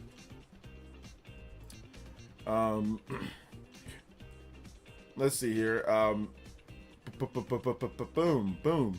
I still need to try out all the updated games like Zelda. I'm glad that you got your Switch 2. Anybody else planning on picking one up, a Switch 2 or even any other system? Let me know in the chat. We can talk about that too, like what games like to pick up. Game Freak definitely needs to do a better job, though. That's one thing that I can agree with Ava on. Like, they definitely need to do a better job when it comes down to some of like their stuff. We got Emerald. There's a cloning Pokemon glitch, Palmberry glitch, Gen 2. Yeah, like I said, that's no more than any other game out there. If you look at other games, we've seen that in other big RPGs as well, though, Ava. So I don't think that's anything that's oh my god, that's so glitchy compared to anything else. That's what I'm trying to say. I've been playing ZA in mostly handheld mode. It looks good, and I forget about the flat building models when I do LOL. I think here's the thing that I'll tell you. Now that I've put, you know, how many hours have I put into Poke? I don't know how many. I think I've put like 20 hours into the game. Your eyes just kind of adapt. I'm not saying it still doesn't look great, but after a time, they just kind of adapt because it's not part of main thing that you're like looking at. You're not, I mean, you are going on top of the buildings and all of that, but you're not like riding right next to the buildings, for me at least. Like you're usually like in the middle of the street, or you're in a wild zone where there are sometimes buildings around, but sometimes there's sewers, sometimes there's other things, like you're going underneath waterways. So really what you're focusing on are the Pokemon. You're focusing on the models of the Pokemon and your characters. You're focusing on your positioning. You're focusing on all of that. You're focusing on collecting little medallions or little cards, and you're focusing on switching out your Pokemon. Like, you're focusing on what attacks they're gonna do. You're not focusing on, like, you're not like looking at the buildings like this, you know? So yes, it's definitely bad graphics with the buildings, which I talked about in my little review. But after a bit of time, you kind of just get used to it, and you just start focusing on like your team. You start focusing on your team. You start focusing, okay, let me get my mints. Let me get my team ready. Let me get my best mons. Let me evolve them. Let me get my, you know, my little colorful screws. Let me get my little different mega evolutions with the mega shards, you know, stuff like that. So it just starts becoming more about the game and, you know, that. But there are some people who do, like I said, like graphics, and they need graphics to be immersed in the world. Like, they're going to need that to be immersed. But other people, they're not going to need that as much. So yeah. So I see it both ways. Like, I get it for sure. Shout outs to Cyber Taurus with another $10 dono. That gets us another combo breaker on there. And that does make Cyber Taurus the Hokage of the stream. And that, for with the $20, if I can stop saying for a second, for the $20, appreciate that, my man, Cyber T, sweeping the boards. Let's go. The Nintendo Switch team, Cyber T. Hey, thank you for the big 20, man. I appreciate that. Let's go. Let's see here. Dot Hack Legend. Yeah, every game has glitches in a single player game. It's up to the person playing whether or not they want to use glitches or exploits. Yeah, like there's glitches in Final Fantasy VII Remake. There's glitches in Xenoblade got glitches too. Or would you say that Monolith Soft isn't good at programming? Xenoblade 2 got all sorts of exploits and stuff. You know, like Xeno 1 does too. Xeno 1, Xeno 2, Xeno X, those all got exploits as well. Like there's a million RPGs that I can name. Star Ocean. Like, let's be real here, Ava. You think Pokemon's the only RPG with exploits with multiple? Trust me, there are tons of RPGs from highly accredited studios that have exploits, glitches, things like where you can duplicate items. That is not unique to the Pokemon series, and it's not even unique to them over multiple games. Like, we're talking lots of RPGs have had that. I mean, Star Ocean in particular, there's a lot with that game. Yeah, Kingdom Hearts, Final Fantasy has had multiple exploits over the years, over the decades, over the series, man. So yeah, it's not just Pokemon for that one. Let's see here. Imagine a Pokemon game with Ghost of Yotei graphics. Oh, I'm telling you, stuff it up. Yeah, right. That game will take 15 years to make. I'll take 15 to 20 years. You got to make all those Pokemon, and then you have to render all that, and then you have to do the animations for it. Psh, man. That'll take 15 years to make.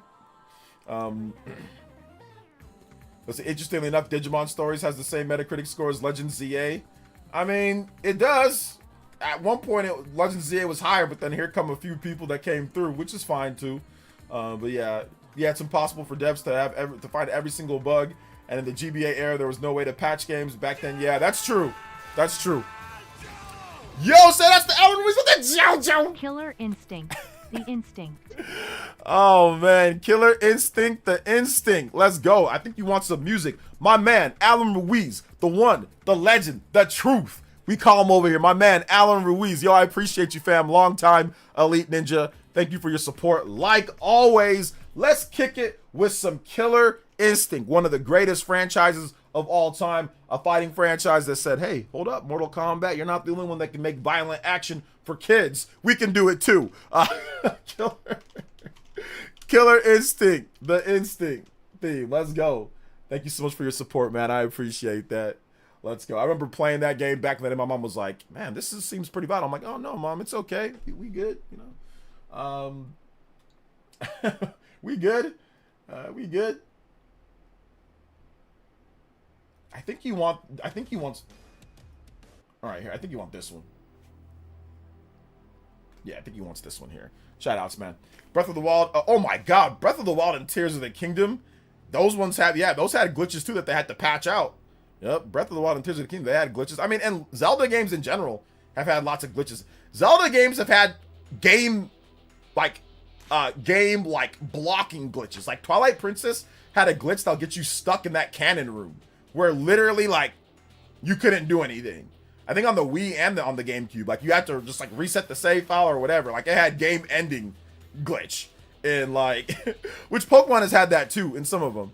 But yeah, I mean, it's not unique to Pokemon. There's a lot of big games. Metroid Other M had a game ending glitch as well, where Skyward Sword had a game ending glitch where Nintendo, the only way for Wii games to be patched that had game ending bugs was you had to send your data into Nintendo.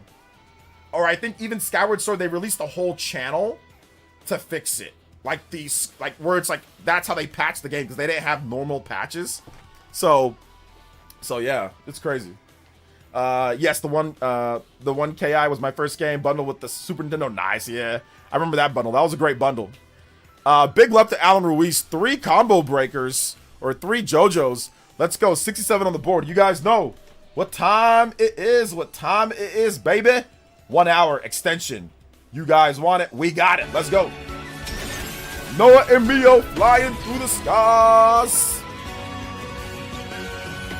Big love. 1 hour. Flame clock cooked. Let's go. Now we are going. Even further beyond. Try to get to that 100 combo breaker tonight. Let's go. Get the 51 on the platinum streak as well. Let's see here. You could glitch Breath of the Wild with Master Sword without the hearts. Yeah. Oh man, there's all sorts of stuff that you can do. Man, KI was great though. I used to play KI all the time back in the day. Dragon Quest Monsters, says Sharks. Yeah. Oh yeah. Lots of stuff. But no, I feel you. Like I said, there's still room. There's still a lot of room for Game Freak to get better when it comes down to even the stuff that, you know, that Ava is talking about. So yeah, absolutely. There's still a lot of room for that too. So yeah. All right, let's get into some of these other topics too, shall we? Boys and girls, Kirby Air Riders Direct tomorrow. Make sure you guys throw your hands in the air and wave them around like you just don't care. And make sure you hit that like button right here. So hit that like button, guys. Let's get to 100 plus likes. Oh, goodness. Likes on here. We're at 93. We got to see some more likes on the board, boys and girls, ladies and gentlemen. So hit that like button. Hit that like button. Baten Kaitos 2 in Japan had a game breaking bug.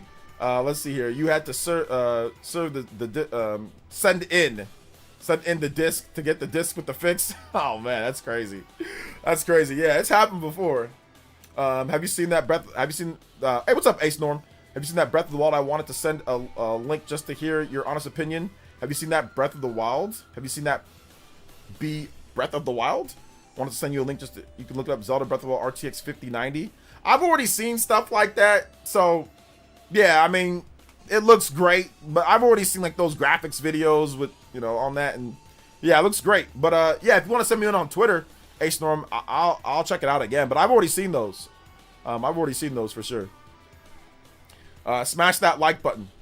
Let's see here. Smash that like button, baby. Smash it. Jax G, interestingly enough, Digimon Stories has... Okay, yeah. So, like, yeah, it has the same Metacritic, which I think that Pokemon Legends Metacritic might actually drop a bit more. So, yeah.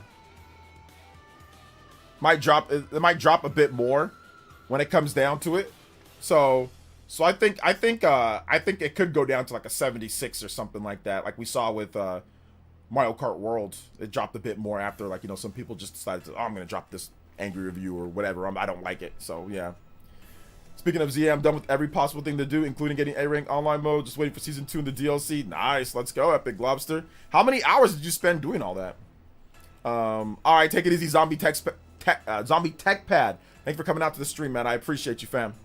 I'm sure Gen 10 will be good performance graphics-wise on Switch 2 because the new Engine X is altered version of Unreal Engine 4, which runs awesome even on Switch 1. I didn't hear anything about an altered Unreal Engine 4. Where did you hear that from, Drew Arco? Can you give me the link for that, or can you tell me what was the source article? I didn't hear anything about altered Unreal Engine 4. I didn't say anything about that. I did not see anything. It did look kind of Unreal Engine-y, but I didn't see that. Let's see here. My friend said there was a Kirby Air Rider Smash Brothers leak, but I can't find it. Did he lie? Yeah, your friend was just messing with you. There is no Kirby Air Riders Smash Brothers league. There is none of that. He's just messing with you.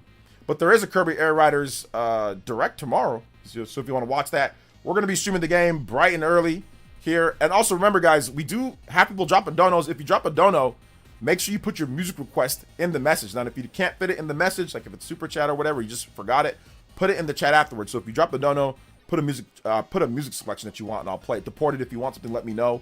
I got you, my man. So Cyber Taurus, if you want something, let me know too. Let's see here. I saw this tweet on Central Leaks last week. Central Leaks? Okay, yeah. Okay, so that means that they're getting it from the leak that happened, I didn't see people reporting on that. I did not see people reporting on that. So I don't know if it's some type of modified Unreal Engine 4. Like, I can't verify that. But what I can say is I did see the demo, like, of somebody messing with the game and rotating the water.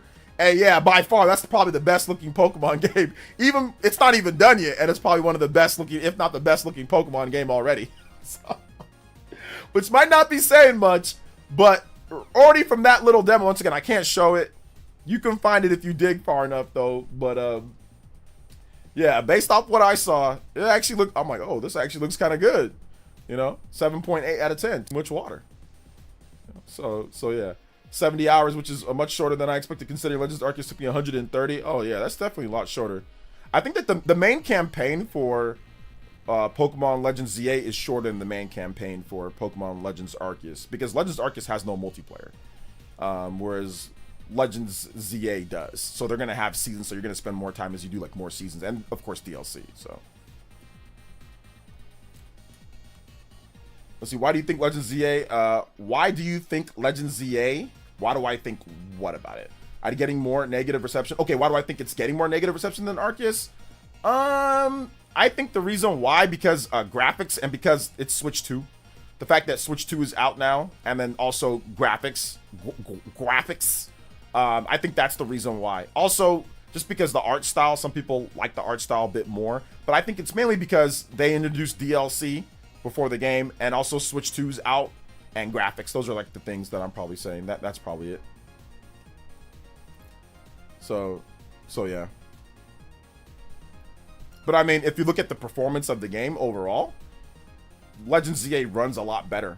It runs a lot better on Switch 2, obviously. So the launch of it's there was less issues when it comes down to it overall, and it has like a pretty innovative battle system compared to what Pokemon's done before in the past. So yeah.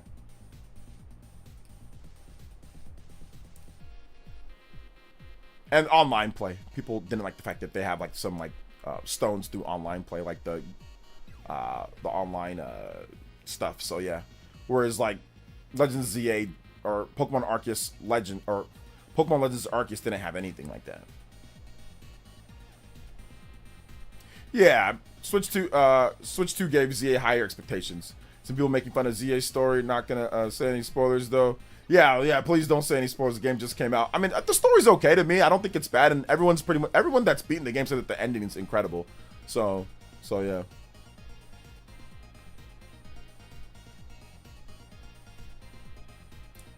Let's see. I never played my Switch 1 undocked. Not even one time. Not even one time? Man, that's crazy. Switch 1 is great to play undocked. I liked playing it around anywhere. Let's see. And ZA being in the city, well, it doesn't look good. Yeah, and I think that's part of the reason why, too. Because, well, it looks sharper. And overall, it's more graphically, I would say, advanced than Legends Arceus. Because Legends Arceus, that has more biomes, like it has more variation, but it's not. It doesn't graphically look better, like from a technical standpoint. It doesn't look better, just from a technical standpoint. But from an art style standpoint, it's got like a pastel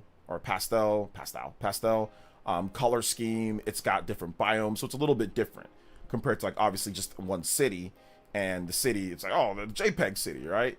So you look at the art style of Legends Arceus, and I think that's the reason why. But if you're looking at in terms of just like certain gameplay mechanics or the game itself, I think Legends ZA gameplay definitely a little bit a step above. Like Legends Arceus is okay, but I mean, like at one point you're just like throwing bags at a boss battle. You know what I'm saying? Like, and it's not terrible, but the action RPG elements of Legends Arceus is you throwing bags at a boss, like, and dodging out of the way. Whereas in Legends ZA, like, you can actually get hit with Pokemon attacks on any Pokemon, and you have to dodge out of the way. Alpha Pokemon actually attack you, which they did in Legends Arceus too.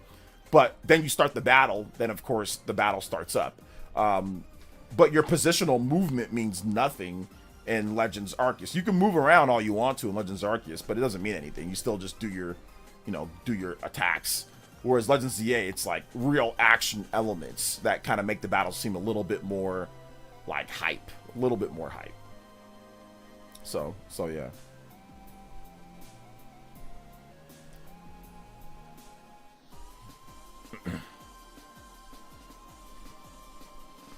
Yep, I 100% agree. ZA gameplay is better than Arceus. Oh yeah, the gameplay is incredible in ZA. It's really good. Being only in one state is an odd decision to me, just not what I'm used to. Yeah, it's not what anybody was used to with the Pokemon game, but once you start playing, it actually works. To me, it actually works. Try it out yourself. Like I said, try it out yourselves, see what you think. I think it's fantastic, and like I said, once you get into the city and you start actually playing, and you get into like to the wild zones and stuff, it actually makes a lot of sense. It actually makes quite a bit of sense when you start exploring, you know? But, you know, like I said, everybody has a different opinion, right? Or everybody has their own opinion. I enjoyed Legends Arceus, the feudal Japan style it had. It was refreshing. Oh yeah, it was great. Legends Arceus was great. It was definitely, it's a really good game. It's fun. I like it a lot. If not, like, it was like my favorite Pokemon, or one of my favorite Pokemon games for sure. Just combat wise, Legends ZA to me is just better. It's just more, it's a bit more exciting. In terms of like the boss battles, like Alpha Pokemon and like Mega Evolution is better than like the different forms that they had, and like the battle system that they had in there, which it's cool, you know, the Hisuian forms of the different ones, like those were cool and all that, but like the battle system plus the Mega Evolutions plus like the Alpha Pokemon plus like the Rogue Pokemon, like Mega Rogue Pokemon, like those battles, and plus the online play, adding that in there, so it gives you extra replay value with stuff. So to me, there's just like some combat stuff that makes it a little bit better for me when it comes to that. But yeah, of course, the style and certain aspects of stuff like Pokemon Legends is great. The collecting aspect of Pokemon Legends is like good and bad. And the reason why I say that is because if Pokemon Legends was built as a seamless experience, it'd be much better. But the problem is that Pokemon Legends, while it has great biomes, everything's connected through like a loading screen. You can't go from one biome to another. You have to go back to the village. Then you have to count what Pokemon that you got. Then you got to turn in your survey corpse. And then you got to go to the place. So if it was seamless to where you can go to different regions at any point, then turn it all in at once, and there was barely any loading times, it would feel a bit better to play compared to Pokemon Legends Arceus, or sorry, Pokemon Legends ZA, which is seamless. You can go from collecting, doing all the research, and it just updates it on the fly. You don't have to go back and say, oh, here's my research and here's what I've collected and let me talk to the professor. And you don't got to do all that. So it's a segmented experience, which is, once again, which is not bad. I just like the seamless experience more of Pokemon Legends ZA where they're not. The only thing that's immersion breaking is the whole nighttime battle thing, where every now and then, like, oh, here's the nighttime battle, you know? But anytime that you wanted to go to a different biome in Legends, you had to go back, count up your Pokemon that your survey, go back to the village, then go back, then go to the next place. It was segmented. This one's just seamless. You can do all the research and everything right then and there and just check it when you want. Yo, shout outs to Deported Sicilian with the $5 dono. Thank you so much, man. He says Nintendo should make the next AC live service and milk the fan base for all they're worth. It would work. People would say, you know what? People would say, oh my gosh, they're greedy for doing that, right? Wouldn't there be a lot of backlash? You see John from Spawnwave with the thumbnail. Backlash hits Nintendo Online. for Animal Crossing fans. Yo, big love to Deported Sicilian. Thank you for another $5 dono. Deported, are you? Let's see here. 15. Okay, you're almost there. Yeah, you're at 19 on the board, so I appreciate that. Yo, Deported Sicilian, thank you for another $5 dono. Let's go, man. Appreciate you, fam. 72 on the board. We are going Even further beyond. almost at that 100 combo breaker. Only 28 combos away for the 51 on the platinum streak. Yo, let's go. I'm going to try to make it, like I said, every 25 so we can get it within a month. Every 25 on the platinum streak.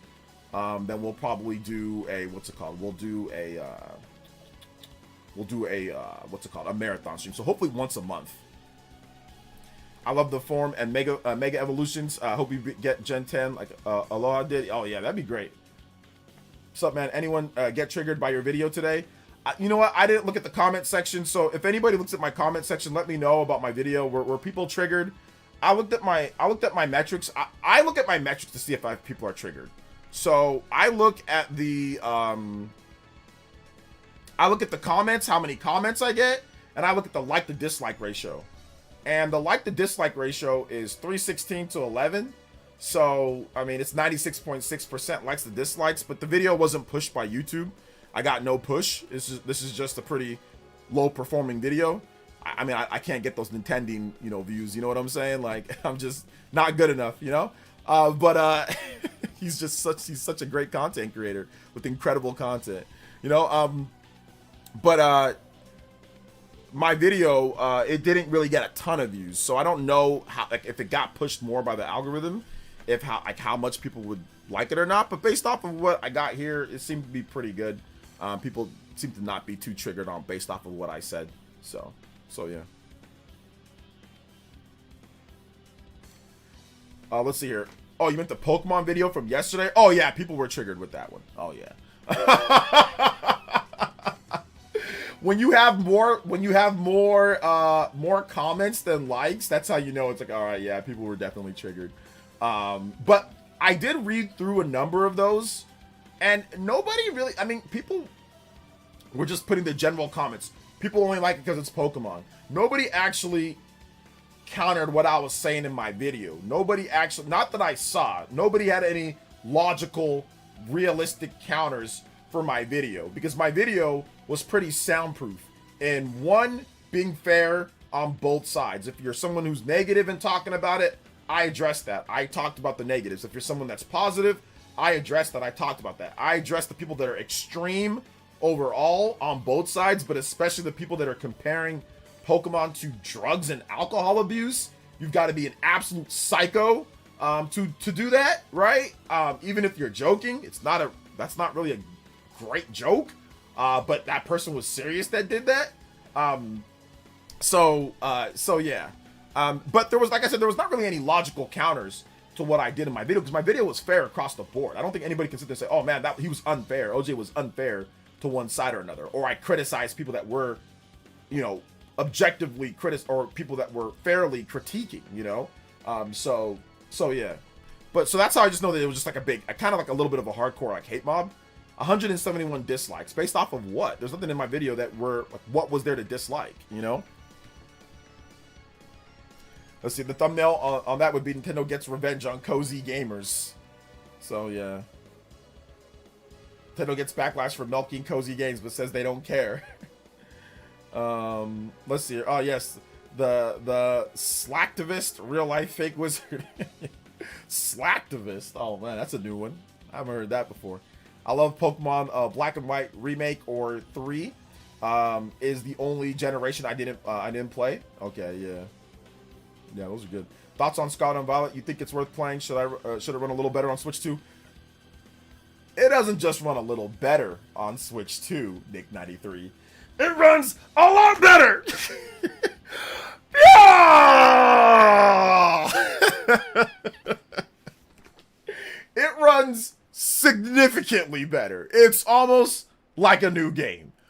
Pokemon Scarlet and Violet on Switch 1, Switch 1 runs at 30 FPS with significant and constant dips. As in, it's gonna be like this at times. It's not great. And the DLC, there's the DLC area, bro, it is running at 20 frames per second, like almost the whole time. On Switch 2, it runs at a pretty much locked 60 FPS with very few dips. On top of that, improved draw distance, way better resolution, it's 4K. They upscaled it to 4K. Way more Pokemon on screen, better draw distance, better resolution, and 60 FPS, faster load times. It is, like I said, almost a brand new game, and I wish that I would have waited to play it. Well, no, I don't wish that I would have waited. I should have. Obviously, I needed to play it for work and all that, but I wish I would have played through it the first time on Switch 2. Like, I could play it, because it's great on Switch 2. It's not great in terms of performance on Switch 1. It's still a fun game if you can get past that, but, like, for example, and I'll get this to Dono in just a second from Deported. In any area where there's water, it's gonna run like at 15 frames per second. Like, it will skip down. Like, if there's water and there's Pokemon in the back, it literally just bogs down to like 15 frames, depending. And there was memory leak issues, depending on like if you had it installed like on a flash drive or playing on cart. Like, it was a technical disaster, pretty much. It was a technical disaster. So yeah, it was a technical disaster on Switch 1. It was not great, man. It was, even if you're playing like on a Switch OLED, which is sometimes can run things maybe a little bit better. If you're on like the flash memory, no. It doesn't matter what you do. That game, man, especially in the water causes the game to just tank. Like, that's when I quit the game originally. Like, it got so bad on Switch 1, I had to drop the game. I was like, dude, this is just, I can't deal with this. So then what I did is I stopped trying to collect everything and like get all the Pokemon in areas, and I just said, I'm out. I just said, I'm just gonna beat the game. So I just, instead of just going through and doing everything and dealing with the frame rate, I just beat the game. So if you do that, then it's somewhat passable on Switch 1, but you want to explore, right? It's a huge open world game. It's a seamless open world game with no loading times, unless like you fly somewhere or something like that. Like you fast travel, so you can just go from one end of the map to the next, and it's massive. It's a huge, with different locations and all that, and it's cool, but it runs like I said, the frame rate is so bad, so you can't even explore without it being terrible. So I had to just beat the game, you know? The porter with the $2 dono says, you should start new beef drama with someone, Popcorn. I'm not starting any beef drama with anyone. Beef dramas. I'm not doing that. But we are going to put you up as the Hokage with the $21 total. Anybody that's 21 or more, you can beat my man Cyber Taurus. Or not Cyber Taurus, my bad. He just beat out Cyber Taurus. You can beat my man Deported. Deported Sicilian with the 21, man. I appreciate you, fam. Thank you so much. Let's get that combo on here, too. 74 on the board total. 26 combos away from that. Let's go.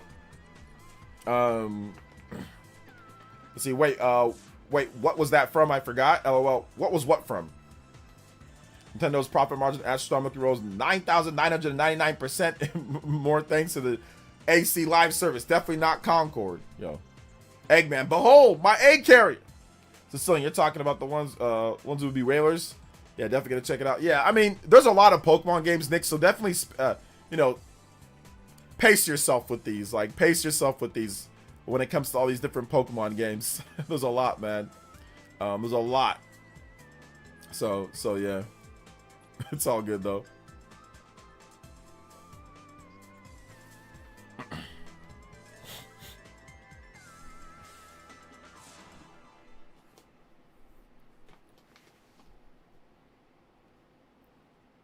All right. It's not, let's see. The not just a little better, it's a lot better. Oh, okay. Okay, so that's from, yeah! No, it's not, yeah! It's, yeah!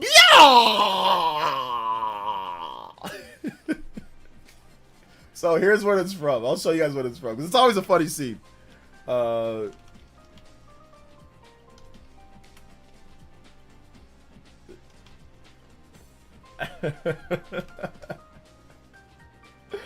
So here's what it's from. Should we... All right, hold up.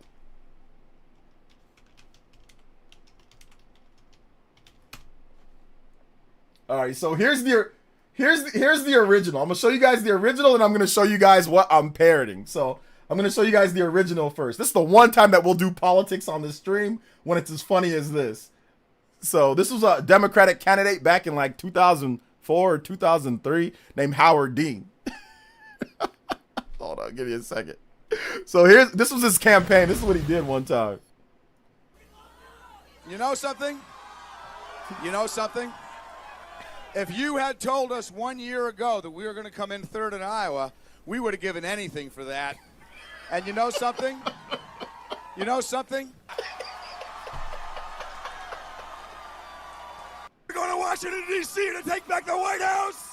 Ah!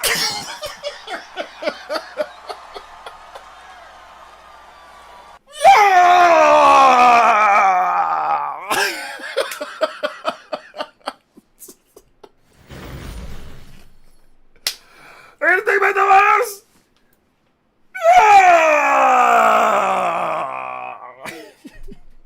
We're not only gonna grift on YouTube, Nintendo Prime. We're gonna grift on Twitter. We're gonna grift on Kick. We're gonna grift on Twitch. We're gonna grift on this, and then we're gonna go to Palo Alto, and we're gonna grift on the Nintendo Switch 2 and go, yeah! And then we're gonna look at all these other Nintendo YouTubers with their trash views, and I'm gonna go, yeah! And then I'm gonna go over to Nintendo Prime. I'm gonna take him, I'm gonna give him a wedgie, and I'm gonna smack the hell out of Sunbro Nation, and then I'm gonna go, and then I'm gonna go all the way to North Carolina, and I'm gonna see RJT, and then I'm gonna take all of his Hogan toys and go, I hate you, and break them in half. That's what we're gonna do. Let's go. All right. So then here's my version of it, like when I'm making fun, like the actual, like what I'm making fun of. So. Oh my gosh. So this is the one that where we kind of talk about, like we're like making fun of like the bia. This is where it comes from. This is the one right here. This is the Chappelle Show, where he parodied it. Oh my god!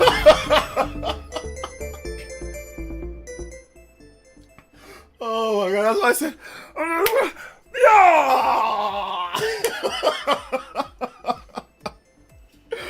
Oh my gosh, bro! I don't care if this disqualified him. This is the greatest thing that I've ever seen in politics in my life. Legitimately one of the greatest, if not the greatest things that I've ever seen. If it disqualified him, which it kind of did, it doesn't matter. It was worth it to get what we just got, man. The fact that we're still talking about it 21 years later just shows you how goated that moment is. Sometimes you got to take one for the team, and that was him taking one for the team. So no, that was a moment that we needed. I don't care if it disqualified him or not. Like, we needed that moment in life, in like the universe, you know? Yo, so that's the Sabotage with the JoJo, another one, let's go! Find a reason to do that at work tomorrow. Maybe during Mr. Sakurai's stream, just cause. Yeah, I'm gonna find a reason to go BIA. We gotta have a BIA moment in there. I gotta put a BIA notification too. We gotta have it BIA, you know? Oh my gosh, we gotta, my freaking combo breaker is BIing right now. We're gonna go below the 8's gonna go BIA! My combo breaker said BIA. Goodness gracious. Calm down, bruh. How many 8's is that? Yeah, my combo breaker said BIA. It did BIA. 86 on the board.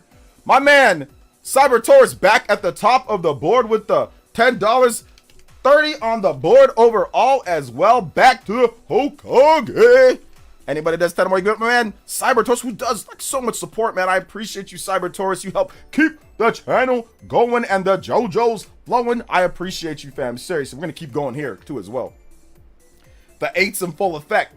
OJ, when I first saw that first time, I was in oh my god, dude, I was in tears too. Everybody at school, we were all like, yeah. Like, everybody was doing that. Everybody thought it was like legitimately the funniest thing that they've ever seen. I'd probably say between that and Charlie Murphy and Bia was like the two funniest things ever. Like Rick James, Charlie Murphy, and Bia. Those are like the funniest things that I've ever seen in my life from like a TV show. Chappelle Show was goated back in the early 2000s, early mid 2000s. So good. So good. 86 on the board though. We are going. 14 more combos. Platinum Breaker extended. Thank you guys so much, man. I appreciate that. Let's go. Remember when the haters pretending Switch 2 wouldn't be capable of 4K output? We've come a long way. Yeah, there were definitely people that were saying that Switch 2 wouldn't be able to do 4K games. Listen, man, I wasn't sold on it doing 4K either. But I wasn't sitting there and saying that it was impossible, considering that the Switch 1, the Tegra X1 was capable of 4K. Nintendo just decided not to do it, you know. But the chipset is capable of it, you know. So yeah. Prince, that was a good one too. The pancakes and that was good, but I don't think it was better than Charlie Murphy. Charlie Murphy and Rick James, that was like the greatest comedy skit ever. I think that's like the #1 comedy skit. Obviously Prince is very good. You can put that up there in the top 5 for Chappelle Show, top 3 maybe. But yeah, for me, Bia and Charlie Murphy, Rick James, you know, what the 5 fingers say to the face, darkness, F your couch, you know, like, oh my god, that was the best stuff ever, man. Let's see here. 4K, too much for Switch 2? Yeah, oh yeah. I think that was what the Digital Foundry videos, yeah. So yeah. I plead the 5th. Oh man, I got my money right using Wu-Tang Financial.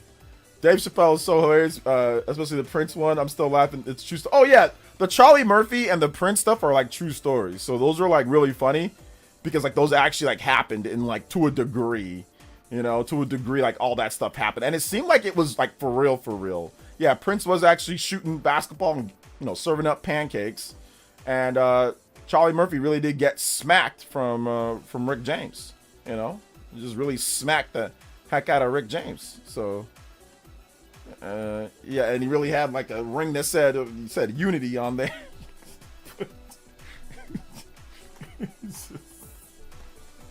Oh my gosh, man. What elevated that sketch was actually having Rick James tell the story. Yeah, exactly. I think that having Rick James there and then him saying, let's just call it Blodane, or croquet is a hell of a drug. Let's just call it croquet. Croquet is a hell of a drug. And then like you see how Rick James used to look, and then you saw how he looked. Unfortunately, obviously Rick James has passed away. So has Charlie Murphy. Unfortunately, both of them has passed away since now. But you saw how Rick James looked, and you're like, man, you already know that dude got messed up like throughout his life. I didn't even recognize him because like I grew up. I mean, obviously I wasn't allowed to listen to Rick James music. We heard his music all the time, but my mom was not a fan. Obviously, no parent would be a fan of hearing a guy say "super freak," and like the music just sounded horny. Like you can just tell it was just like that guy was promiscuous, just to say the least. So my parents weren't big fans of it, so they'd always turn it off. But obviously, you'd hear his music. You would hear Rick James' music, and you would see him. Sometimes you would see him like on TV, or you'd see him doing stuff. And I remember I had not saw Rick James in forever. I didn't think about Rick James like in the 90s. I didn't think about Rick James in the 2000s. And then when that skit came, that was the first time that I remember. This was before like internet. That was the first time that I saw like him in a while. Yo, Cyber Taurus, yo, with the propane, bobby. Oh, someone said the magic word. Propane blaster. Yo, Cyber Taurus. Man, my man out here just slanging. Yo, I appreciate you, fam. The magic word. The survey says you're dead. Putting them right on the head. Yo, my man, Cyber Taurus, let's go. Appreciate you, fam. We got to get a great stream for you this weekend, brother. If you want some other games, let me know. I can work with you to maybe get some other games going, too, if you want. We can kind of turn it into like a bigger sponsored stream, if you want. Player Haters Ball was great. Shout outs to Cyber Taurus. Dominating both boards like the Nintendo Switch 2. Dominating the September sales. Dominating the September sales overall. Let's go. Big love, man. I appreciate that. Big love, big love. You guys are out here. You guys are goated. Let's go. You guys are goated. Let's go. I've seen the Key and Peele Obama skit. That one's funny too. That one's actually hilarious as well because it's kind of like true. Overall, it's kind of like super true. All right, let's get this on the board here. 126 on here, or 128 more like it. 128, and you guys know the deal. Cyber Taurus, you guys put your hands in the air and wave them around like you just don't care for the Limit Break Buster Sword. Hey, yo. Let's go. Let's go, man. Let's do it. Let's do it. Player Haters Ball. Oh yeah, Player Hater skits were great, man. Wayne Brady makes Brian Gumbel look like Malcolm X. Oh man, great stuff. Very funny.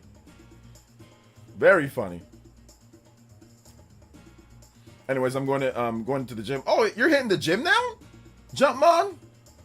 Let's go, man. Good stuff. Yeah, keep on hitting that gym, fam. I didn't know you were in the gym these days. Let's go.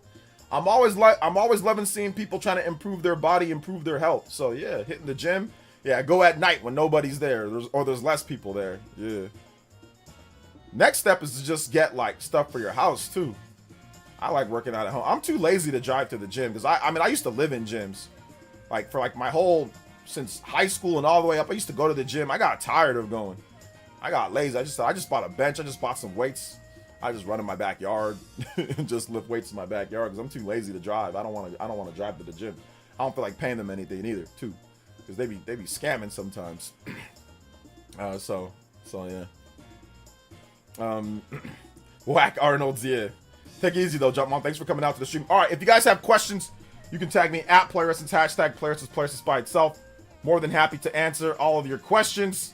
Appreciate you guys coming through like always. We can talk about it some more as well with the Nintendo Switch 2 stuff. We can also talk about tomorrow. It's going to be the Kirby Air Riders Direct. So I'll be up streaming very bright and early. Okay, guys, I'll be up like at 4 a.m. probably to get ready for this Nintendo Direct. Like, I'm probably going to go to sleep super early tonight. And then, of course, be up as early as I can to get ready to stream this event. I'll probably see if I can get a little workout in tomorrow morning, like super early, just so I can be like pumped. Because like if I work out before I stream, I always have way more energy than if I don't. So I think I might want to wake up like around 3 and start getting a workout in around 3 o'clock a.m. and then just work out from like 3 to 4 and then be ready to go by 4:30. Like get ready, get the stream ready, get everything ready, and then be ready to go by like 4:30. And then we can just have like a good hour and a half to chill, talk, music, whatever, blah, blah, blah. And then get into that. Because it's an hour-long direct, so we're going to have to buckle in. We got to lock in. It's hour-long, dude. That's longer than Nintendo's regular directs. Like, that's as long as regular directs. Sakurai is a madman. He is a madman, dude. So, let's see here. Look at that. Calvin got a job. Let's rob that ninja. Yeah. Let's see. You'll be like me. Go to bed 11 a.m., wake up at 4:30. Yeah. I'm probably going to go to bed like around 10 o'clock today. Probably 10 o'clock, wake up by 3. So I'll probably get about a good 5 hours of sleep, you know, 5. Maybe wake up by 3:30 and maybe just get like a 40-minute workout in. 45-minute workout, just kind of get everything, you know, condensed 20-something minutes of running, about 20-something minutes of lifting. That's all I really need. And be ready to go, man. Be ready to rock and roll in the morning. Yeah, it's rough, but you know what? I'm actually used to it because Nintendo's been doing stuff like at 6 a.m. a lot. So I've gotten totally used to waking up like super, super, super early in the morning and getting streams going. So at first it sucked, but now I'm so used to it, it's just like, yeah, whatever. And it's like if this was like a regular, like my normal day job, I'd be like, man, screw this. This sucks. This is the worst thing ever. But like, it's a thing that I enjoy. Like, I enjoy waking up and streaming. I enjoy streaming. I enjoy talking about games. So like, even if I'm tired, I can still do it, you know? Like, whereas like, if it's like a normal job, like a lot of you guys got to wake up super early. I'm not going to sit here and complain, you know? So, but yes, waking up for normal, like for you guys, for you to, then you have to maybe go to work after that. That's like, if it was me, I'd probably just skip it, because I remember there were times like back before I started doing this full time, Nintendo would have some events really early, and like I wouldn't even wake up for it. I would just sleep in and then just see it later, because like I had to be at work by 9 a.m. So I wasn't gonna stay up, or I wasn't gonna wake up early for that. Well, I'm an older guy. I've been out of shape my entire life. Is it ever too late to get in shape? It's never too late to get in shape, man. You can be old and near the pearly gates or somewhere else, depending, and it'll still be a good benefit to work out. So, I mean, no, it's never too late, man. I mean, like I said, how old are you, if you don't mind me asking? But it's never too late to start working out. It really is never too late, man. I saw the other day, I saw a grandma. She was like 80 years old. She ran a marathon at 80, bro. It's crazy. So, no, it's never too late, fam. I have to wake up between 5 and 6 a.m. every morning. It's whatever for me, yeah. It's rough, especially when you're used to, you know, if you're used to staying up late, like college, you're used to staying up, doing what you want, you know, messing around, doing whatever, man. Oh my God, bro. There was so many times in college, bro. I was like, what's that movie, or what's that show? Anybody know that show with that dude in the dude with the talking car? Was it Knight Rider? There was so many times, bro. Bro, I thought I was the Black Knight Rider, bro. I got a class like at 7 a.m. or whatever. I'm over here thinking I'm Batman. I'm over here thinking I'm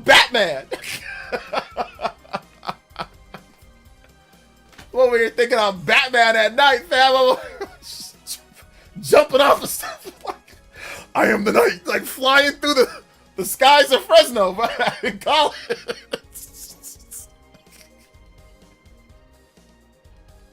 And I didn't give a damn. I wake up I have class in 2 hours. I'd be like, I'll get like 45 minutes of sleep. Wake up like Undertaker, like dead.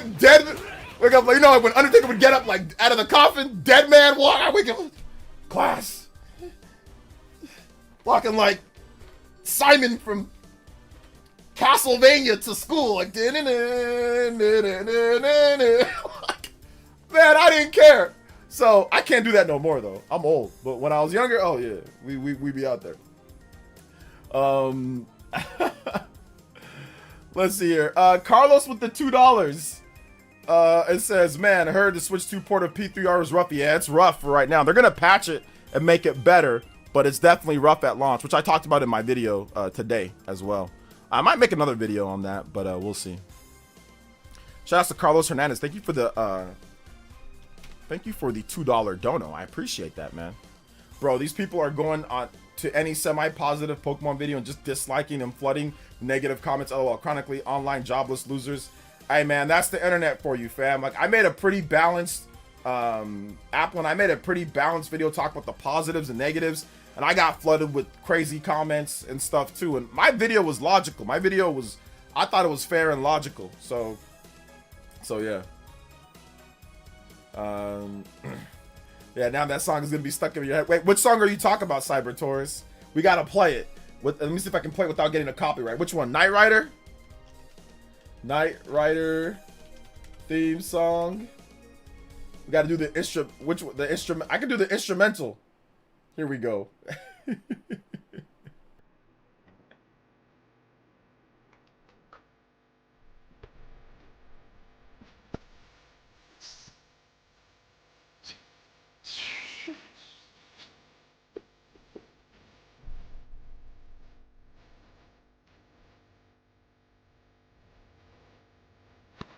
That was definitely me.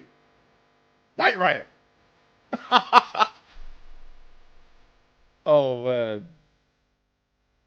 This song was great. This theme song was so good. Knight Rider, that show was legit. My brother used to watch it.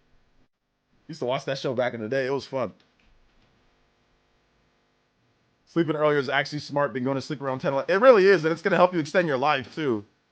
People sleeping early definitely get better results. Less health complications and problems. Oh, man. Car was underrated. Just saying. Oh, yeah, man. Absolutely. Absolutely. The Knight Rider, though, man. You got to roll with the Knight Rider. Hasselhoff, baby. The Hoff. Oh, man. Good stuff, though. Good stuff. Do some Bramble Blast. Let's see here. Busta Rhymes killed that. Oh, yeah. Busta Rhymes definitely killed that sample. Definitely killed it. It was great. Shout outs to Cyber Taurus once again, though, man. Appreciate you, fam. Shout outs to Cyber Taurus. Combo breaks. 130 on the board. We are out here almost only 20 combos away from the Platinum and a half combo breaker on a random Wednesday before the Kirby Air Riders Direct. Hey, yo, big love to Cyber Taurus tonight, man. Let's go. Big love to everybody coming out to the stream, man. Appreciate you guys. The Game Double M with the $5. Yo, shout outs. Let's go. Yeah, the Game Double M, man. I'm going to give you some more advice, too. Like, you can always just sign up for a gym, start lifting some weights, you know. Start eating healthy. Grilled chicken, salads, you know, stuff like that. You know, eat healthier, less sugar. You do that because you're not even old, man. You said 40 minus 2? You're young, fam. I mean, yeah, you're old in, like, internet years. You're, like, unk. But in the grand scheme of things, you're really young, man. So that's not old at all, man. Just start right now. Start eating healthier. Grilled chicken, salad. Start eating that. Start eating lean cuts. You know, not a lot of, you know, milk and cheese. And start just replacing that. If you drink regular 2% milk, you got to change that over to almond milk. Way less calories, way less sugar, right? You start eating bad cereals, you got to probably cut cereal out completely. So just cut out the sugar, cut out a lot of the sugar. You don't got to cut it out to the point to where it's nothing. You don't got to go cold turkey, but cut out a lot of the sugar. Eat more grilled chicken, eat more salads, eat more stuff like that. Drink more water. no sodas, you know, don't drink a lot of calories, drink water, you know, and you should be good. You'll start seeing pounds drop off just by that. You know what I'm saying? Just like that, you'll start seeing the weight come off, you know? Big love, though. Appreciate that. Yes, I can't wait to see it. I'm looking forward to seeing what Sakurai has for us, man. I'm really looking forward to seeing. I think it's going to be pretty good, the game Double M. Double M, and let's just call it Double M. We just got to go with the Double M. So yeah, man. My wife came through and asked if I was watching you and Knight Rider at the same time, and I had to explain myself. I've had Cyber Taurus, you're not the only one. I've had so many people tell me that their wife is just looking at them, or their husband's looking at them, or their girlfriend or boyfriend or their kids are looking at them while watching my stream and saying, what the heck is going on? Like, what is this person doing? And is it going to rub off on you? Like, are you going to start acting like this, as psycho as this person at times? I think if somebody came in, I'm going,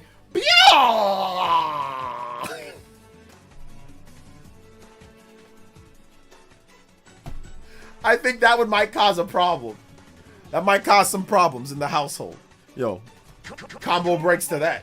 Let's go. Yes, Magic Spoon cereal.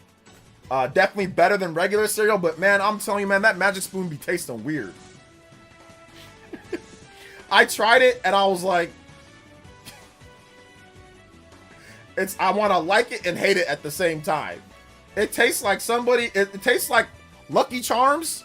And then, like, for every single marshmallow or charm, you replace it with one piece of cardboard. So you're like, you're like going through emotions while eating that cereal. Like, I think this is good. No, it's not. Well, maybe you're not even sure. That cereal is weird as hell. It can be good, but it really tastes like sometimes they put cardboard in there. And like I said, they replaced the marshmallows with cardboard. And like, yeah, it kind of tastes good, but then it also kind of tastes like protein cardboard. Like if you took some cardboard and you put some like protein on top of it, with maybe some seasoning or something, or you put a little bit of sugar, then like took a bite and like it's kind of good. I don't really know, but yeah, like yeah, it's you're confused when you eat that cereal. I know I bought it. I'm like, oh, I'm gonna be healthier. I didn't buy it again, bro. I was like, no, I can't do this. Like I'm just gonna stop eating cereal. I'm gonna eat oatmeal instead. And whenever I want a craving of cereal, I'm just gonna go out there and get the one that I want. Which I don't buy cereal very often. I buy one small box of Reese's Puffs. That's my favorite cereal, is Reese's Puffs. I won't buy it often, but maybe once a month, I'll go kill a whole box of Reese's Puffs. Like, not even once a month, once every month and a half to two. I'll just buy a box of Reese's Puffs, and it ain't gonna last long. I'm gonna kill that whole box. But it's better than what I used to do, which was I used to always stock Reese's Puffs, like every time I'd have, or like Golden Graham, you know. But now I don't do that no more. Too much sugar. But I'll just wait, and then every month and a half or two, I'm killing a whole box in like a day and a half.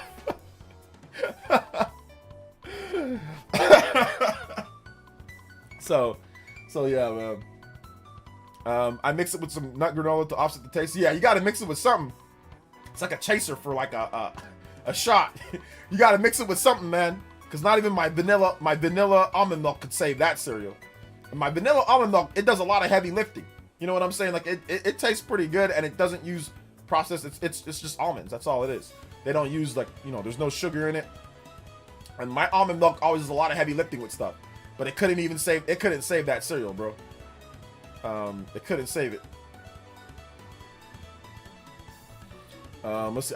Yeah, you gotta have, every now and then you gotta have the cookie. Every now and then. Oh yeah, every now and then you gotta have a cookie every now and then. Absolutely, bro. You got to every now and then. You can't not have a cookie every now and then. Like maybe like a couple, you know, month or so, once a month, cheat day, you can have yourself a nice cookie. Absolutely. Let's see, just eat eggs for breakfast. Eggs are definitely good protein, man. I like my avocado toast with an egg. That's what I usually do. Or like my little antioxidant smoothie, protein smoothie.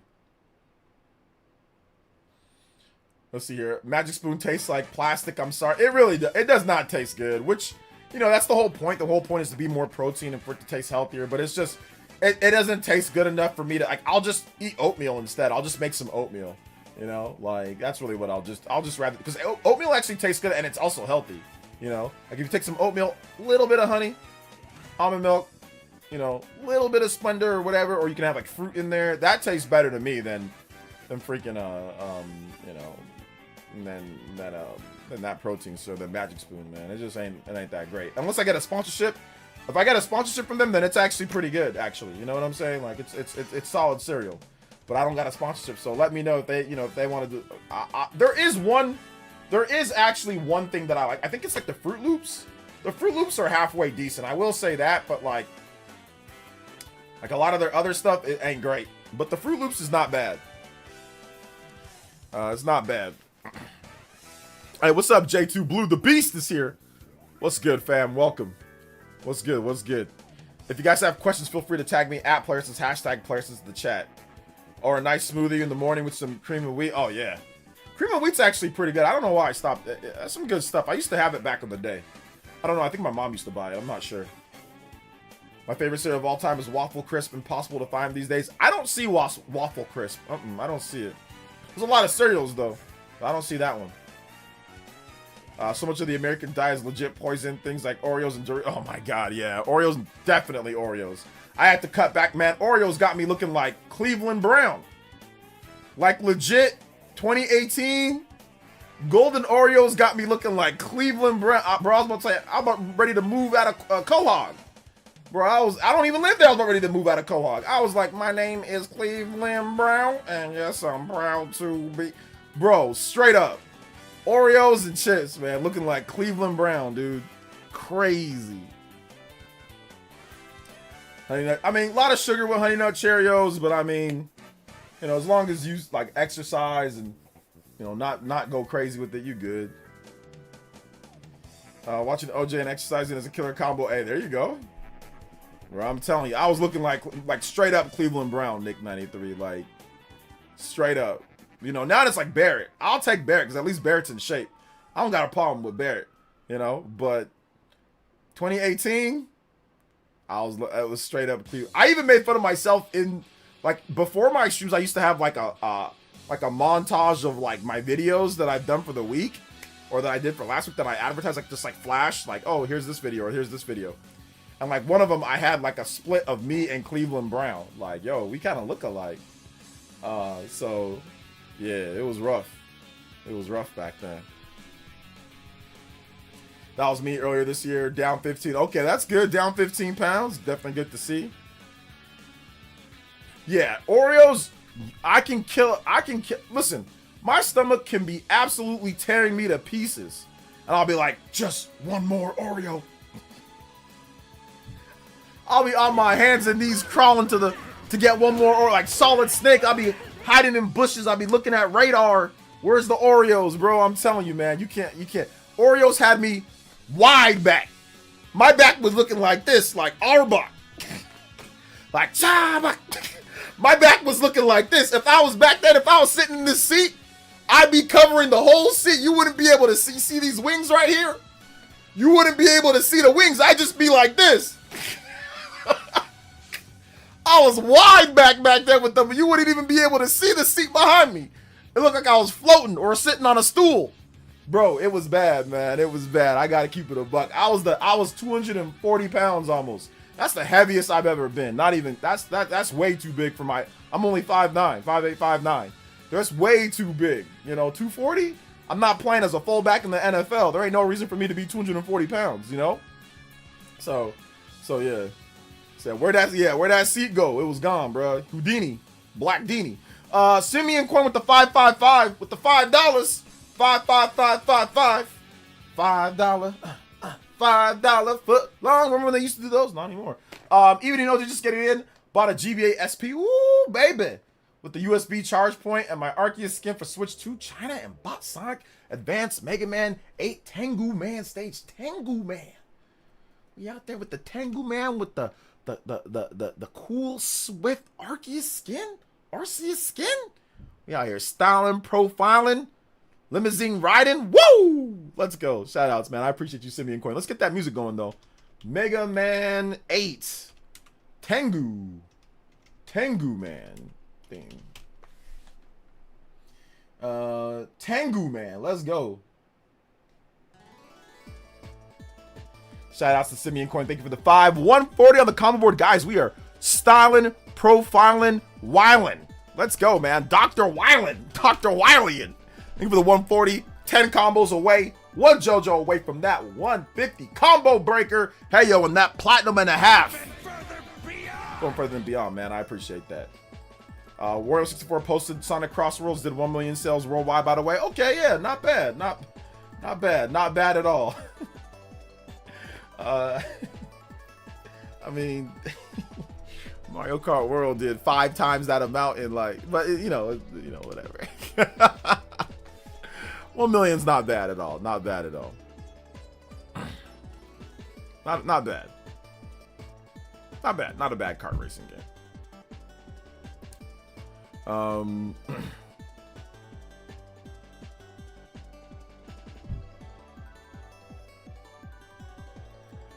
So yeah. Appreciate the support though, guys. Appreciate y'all. Let's go.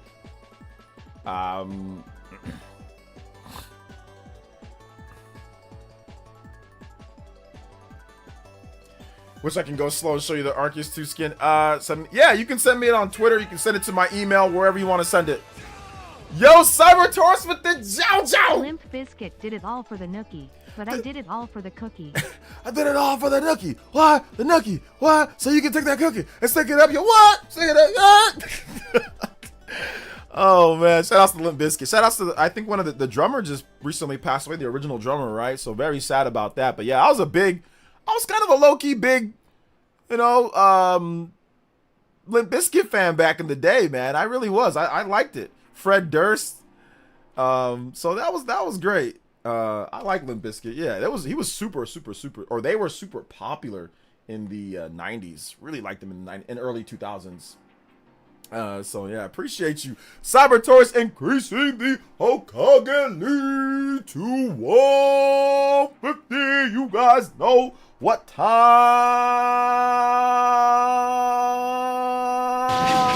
it is. Let's go. That's Cyber Taurus right there. Hitting them with that limit break, baby. Let's go. Keep on rolling. What? Keep rolling. I know y'all be loving this right here. IMP Biscuit is right here. Because if you don't care, then we don't care. That was the remix, though. That was the remix. But yeah, keep rolling. Oh, that song was okay. Yeah, that song was really good. That song was really good. And also, he did Fred Durst did a song with I think it was Method Man. What's that? I didn't hear you. Oh my gosh, that song was dope. I used to listen to that song all the time. Yeah. Limp Bizkit, Fred Durst, certified bangers for sure. They made like $1 bazillion and decided like, yeah, we good. Fred Durst was like, yeah, I'm good. I don't really need to, you know, I'm gonna just chill right now. They made so much like touring. They made so much money touring and like people buying their albums. And they just said, yeah, we good, man. We don't really got to do nothing no more. Yeah, the drummer recently passed away from Limp Bizkit. Yeah, unfortunately. Yeah, the Undertaker's. I don't know if it's Undertaker's best entrance theme, Double M. I think his best entrance theme is like what was it? I forgot, because he's had so many, but the rebirth of the Dead Man. What's that? Oh gosh, what's the, let me see if without getting a copyright. The Ministry of Darkness one? Let me see, hold up. Undertaker Ministry Undertaker Ministry of Dark. Yeah, that one to me was the best Undertaker theme. I think it was. Let me hear it though. Oh wait, no, hold up. Yeah, this one. Yeah, this one. This is the best one. The Ministry of Darkness. Yeah. This one right here, bro. and he's like sacrificing Stephanie McMahon and like he's like sacrificing Stephanie McMahon and stuff. Oh yeah, that was great. There's explosions and stuff. With hair blown, looking like Magus from Chrono Trigger. Like, y'all see what I'm talking about? Like looking like Magus from Chrono Trigger. Hold on, let me show y'all what I'm talking about.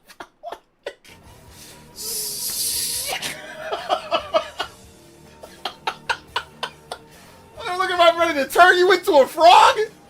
Sacrifice your whole family? Roll the eyes back in the head? This was legit kind of scary, bro. This was crazy back in the day. Man. And he's like hella tall. He's like 6 foot something. Like 6 foot. What is he? Like 6? They say he's 7 foot, but I don't think he's 7 foot. I don't think Undertaker, they said he's 7 foot, but he's not 7 foot because Kane's taller than him. And when he stands next to Stone Cold and like Goldberg, he's not like significantly tall. He's taller than him, but I don't think he's actually 7 foot. But anyway, he's really tall. So, I mean, he might be 7 foot. I don't know. Somebody in the chat let me know. But he stood next to other guys, and it didn't seem like he was 7 foot like the Great Khali. What was the Great Khali? He was like 7 foot something, right? Or like Big Show. Big Show looked much taller than Undertaker, right? Like, is that just me? Am I missing something? But Big Show looked like he was actually like a good number of inches taller than Undertaker was. So yeah. Anyway, before I get a copyright or from Triple H, like, time to play copyrights. That's when Triple H is gonna come through and take my channel down by himself. Yeah, Ministry of Darkness, man. That was crazy. Crazy stuff. Yeah, the corporate, that was some good stuff. I really liked the Ministry of Darkness. I liked the Brood. I thought the Brood was like their entrance were like where they just come up through like the fire. Oh my gosh, that was just so cool. Christian, Edge, and Gangrel, they're like vampires or like vampire hunters or part vampire. I don't know, but they come out like spit out the blood, which was just wine, but still it was blood. That was great.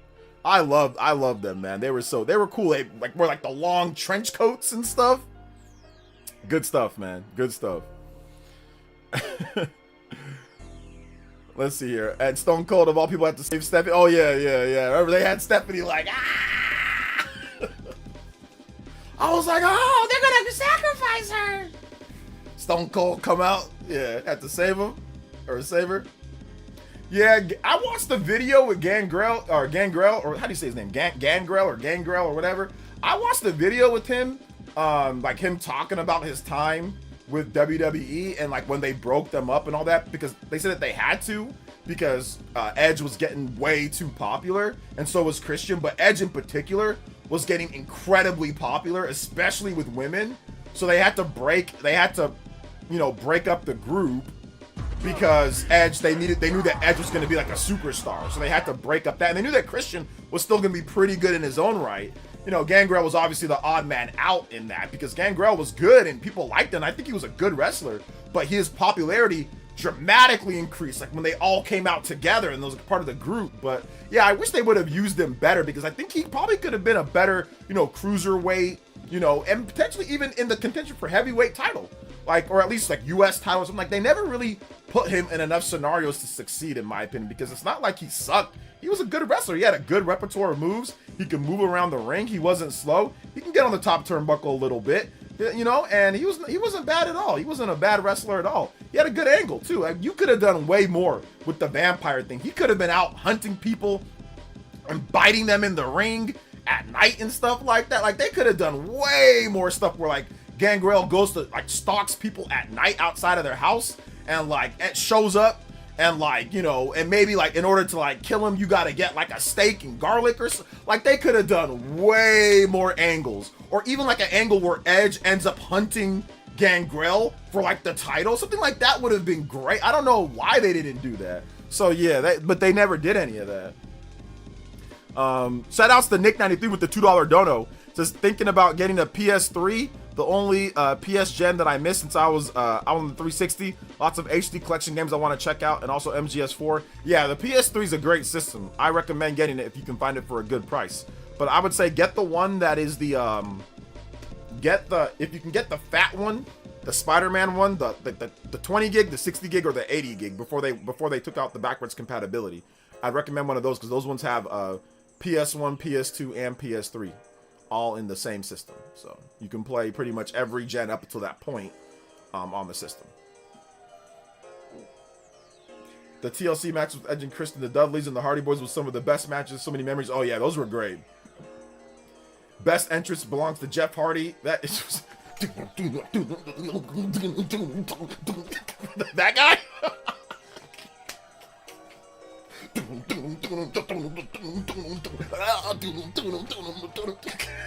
The guy was spazzing out and doing all that. No, don't get me wrong. It was a good entrance. I'm just saying. It was just funny. The best entrance for me, if I had to pick what was the best entrance, man, like, to me it's Gangrel, dude. Like, it's the Brood. Like, they come from like they come up from underground with fire and with a glass. Maybe because I like vampires. I like Castlevania. And like the trench coats, the glasses just come up like this, and they drink the that to me was like the best entrance. Or this one's gonna be lame, but I know like at the time it was lit. Goldberg, and he just comes from like the back, all the people following him. And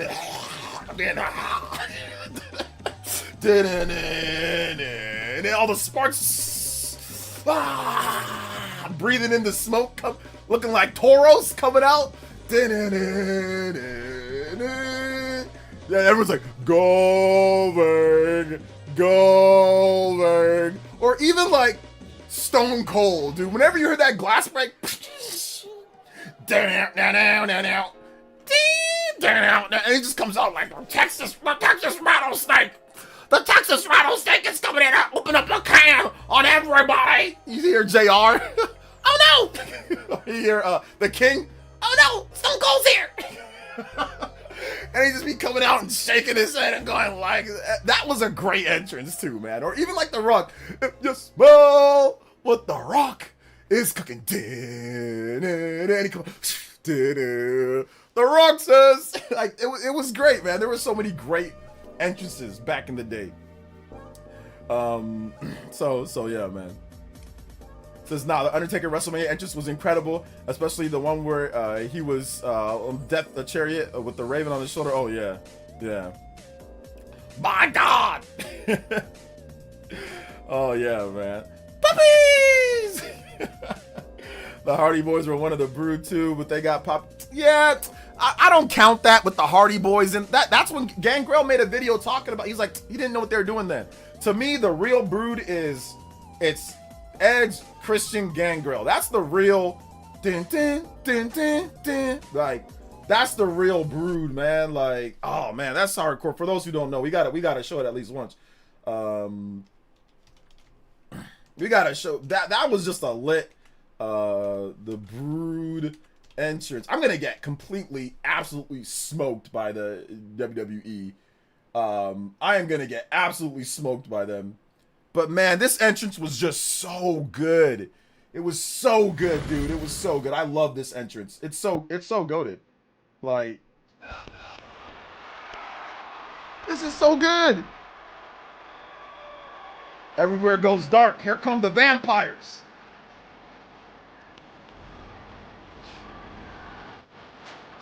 Just come up underground. Fire. Here comes the fire.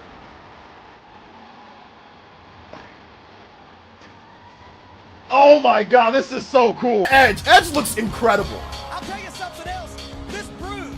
The glasses, the long hair, the trench coats, the top. Oh, this was legit the coolest, man. On their own, so they can grow and mature. They would get in the ring, then here comes Gangrel. And he's just like smiling because he's having so much fun. I'll tell you guys a story. They were telling him, hey, you need to be an angry vampire. you can't be a happy vampire. But he said that he couldn't help himself because the music was so good. The crowd would go wild. It was so much fun to come out to that. So he just couldn't stop smiling. So then eventually they just said, whatever, the crowd is fine with it. But yeah, they wanted him to be angry and not smile. But he couldn't stop smiling because the music and the crowd and his entrance theme was so lit. So that's the reason why he was smiling like that. Drinks the blood. Spits it out. Right there in the front row, you got mist coming. You got mist coming down on you, man. Oh my gosh, it was so good, dude. So good, so good, so good. You gotta love the entrance theme for Gangrel, man, and the Brood. I think that's the best one. I think that's the best. I can't watch too many of those little guys because I'm gonna get hit with copyrights from WWE for sure. We are the nation of domination. Yeah. That was good too. I never thought Edge and Christian were cool. Edge grew on me only into. You never thought Edge was cool in the Brood? Oh no, Edge was great. And here's the reason why Edge was really good. I mean, he got more annoying to me. I think I liked him more in the Brood than like rated R superstar. I was not a huge fan. I mean, I still liked him, but I was not a fan. I mean, I stopped watching WWE at that time for the most part, but even like when I did watch it, I was not a fan of rated R superstar. I was not a fan of the whole plowing Lita in the middle of the ring. I thought that was stupid. I just wasn't a fan of that. Like, I saw Christian and Edge as cool vampire guys that wore trench coats and, sunglasses and like, came out with fire entrances underneath the ring. Like, I saw them as that, like, active, fast, and I know Edge got way more popular, and that was the right thing to do. I'm not sitting here and saying that Edge shouldn't have done what he did, like what they shouldn't have done, like creative, shouldn't have. But I mean, if you're talking about cool factor, Edge, like, one, he was faster when he was younger. So in that, like, that's like late 90s, I think. He was so quick at that point, and he's still a pretty big guy. He's like 6'2" or 6'3", I think. So he's still pretty tall, but he was slim. That's what I liked about Edge. He wasn't some bulky, steroided out wrestler. He was big, but not too big. But he wasn't small. Lean, still can move, could move across the ring, had great agility, but also had strength as well to pick up and do some different slams and stuff like that. So to me, Edge was like perfect. Perfect. Because like I wasn't as big of a fan of everyone that was just big, buff, muscly person. Like I wasn't the biggest fan of that. So yeah. So to me, Edge was his best with the Brood, but I know that's not financially and not like superstar wise or like money wise or ratings wise. Obviously, rated R superstar, was way more like bigger and like he was like WWE champion and all that. So yeah. For Team Extreme, they're out in the public gone wild.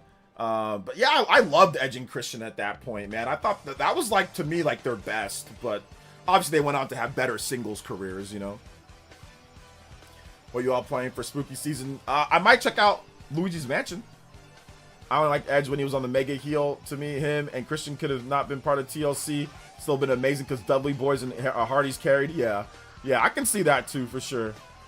Definitely see that too. Absolutely.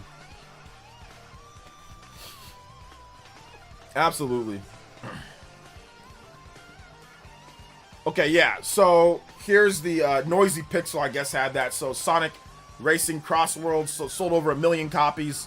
Joker was added to the game today as free DLC, so there you go. 1 million copies sold for Sonic Racing Crossworlds. Some people asking, is that better than Mario Kart World? No. So, oh, I think they said, is it better? Oh, I think it meant they were saying, like, as a game. So yeah. Anyway, yeah, there you go. Congrats to them.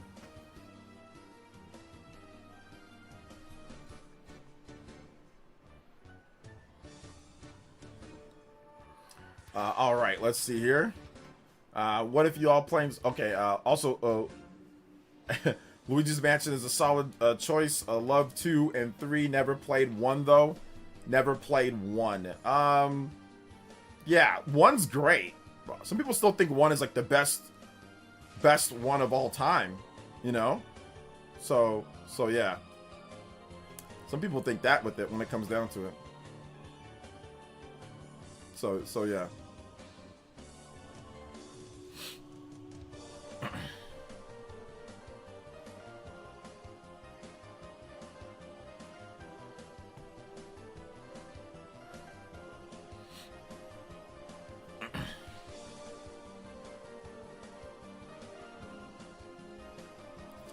$1 million. Wow. Yeah, 1 million, man. Congrats. Congrats to the Sonic team. Congrats to Sega. Congrats to the Sonic team for that. You know, it's a big goal. It's a big it's a big thing, and it's just getting started with no price drops. That's not bad, man. It's not bad. I definitely think it could have been better, but not bad at all. Once they really get price drops in, I think they'll do better. Sonic really out here competing with AA games that didn't Triangle Strategy reach 1 million in less time on one platform. It did, but obviously Sonic Racing Crossworlds is going to have much better legs than Triangle Strategy. Play Ultimate Warrior intro, he's the best. I can't play anymore, man. WWE is going to eat me alive today. I don't want to have to scrub everything, or like they might even put like a strike on my channel if I play too much. So I got to be careful. I can't play too much wrestling stuff. They're pretty lean. I mean, they're lean with 1 or 2 different things, like the music, like they'll let me scrub it, but if you play more than that, they'll block the video. They might strike you, so I gotta be careful. I can't play too much WWE stuff. So yeah.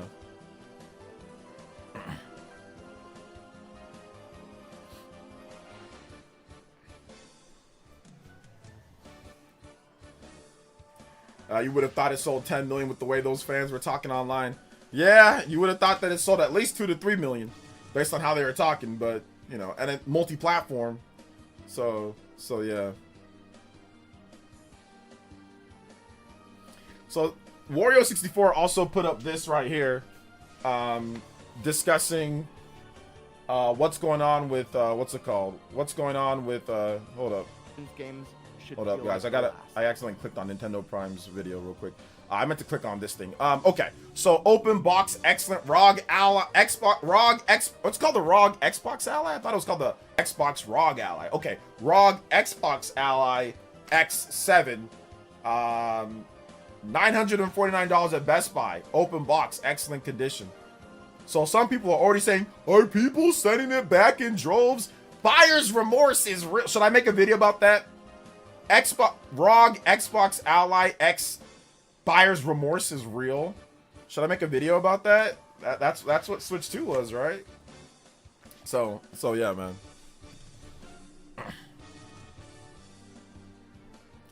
So yeah. It's real, OJ. It won't have better legs unless it's offering that game at 15 USD. Well, yeah, eventually it's gonna get down to $20, $30, and when it does that, then more people are gonna probably pick it up at that price. I just call it the Asus Xbox. ROG Xbox Asus Ally 7Z X45 Extreme Z9 Blue 42. Blue 42. Hut, hike, through. Touchdown. Let's go. Why does this sound like an NFL play? Why does it sound like I'm about to hit Jackson Smith and Jigba on a seam route from Sam Darnold? Why does it sound like I'm about to hit Christian McCaffrey on a choice route up the gap? I'm about to hit Jerry Rice on a fade or a stop and go while pumping, looking off the safety with John Taylor. Why does it sound like that? That's what I want to know. Xbox ROG Ally Z5 Hike Z76 Omaha Productions. Alabama. I don't sound like John Gruden, bro. I love football. And when I love football, we're going to go over here. Now, we got a big matchup today. Got a lot of great players. Oh, man, this is going to be a good one. Now, first, you take it over here. The defensive line. Who's on the defensive line? The big guys up front. A lot of big guys there.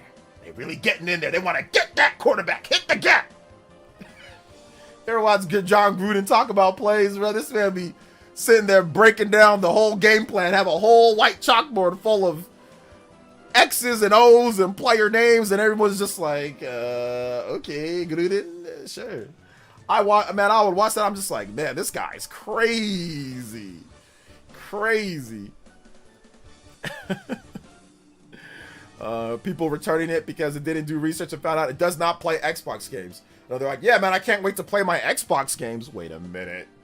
It was like when people found out that Final Fantasy VII Remake ain't a Final Fantasy VII Remake.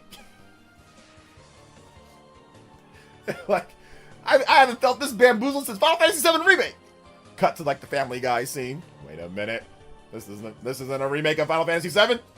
This is a brand new game.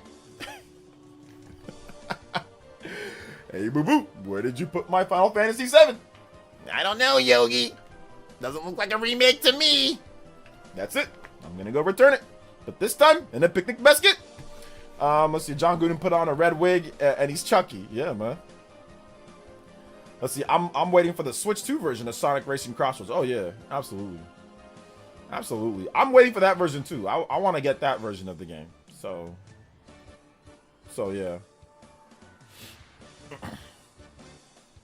I want to get that version.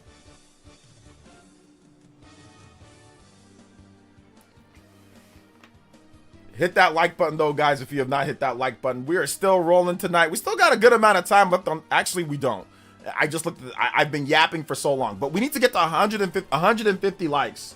So if you've not hit that like button, hit that like button. Let them know that we are streaming. Let's go. So hit that like button.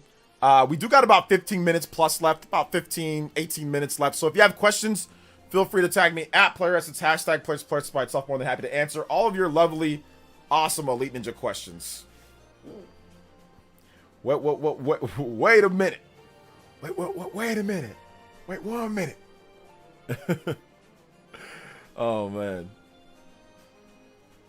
Shout outs though, guys. Appreciate y'all. Appreciate y'all. Hit that like button. Rogging out, low tier God edition. It's bootleg. Rog. I knew some Rogs. That guy's crazy, bro. That guy is crazy. That guy is wild. Oh, man.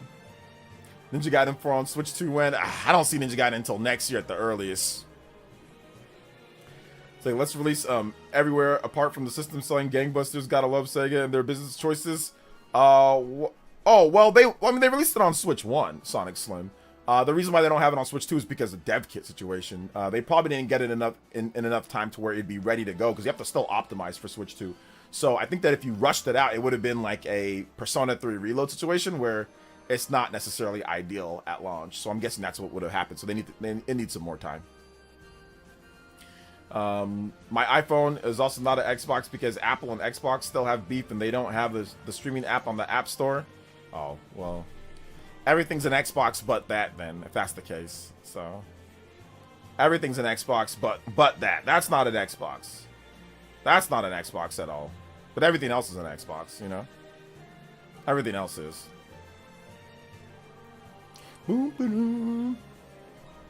Sonic Cross Shadow was at launch. Yeah, Sonic Cross Shadow was at launch, but that game was old. You know what I'm saying? Like, that's an old game. That game had already released.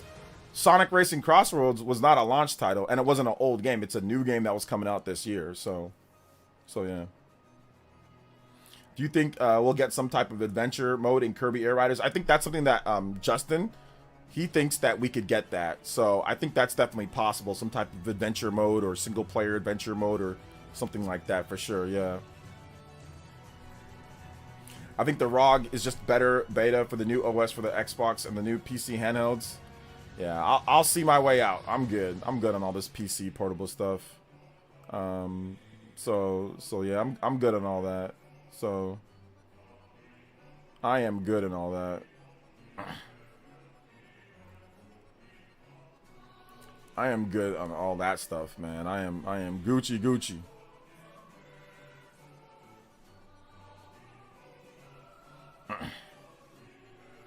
I am good.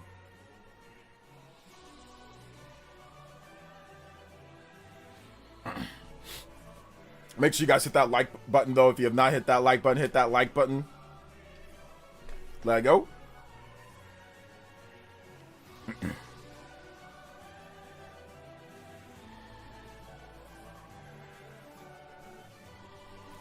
all portable x86 devices are trash. x86 isn't made for low power devices.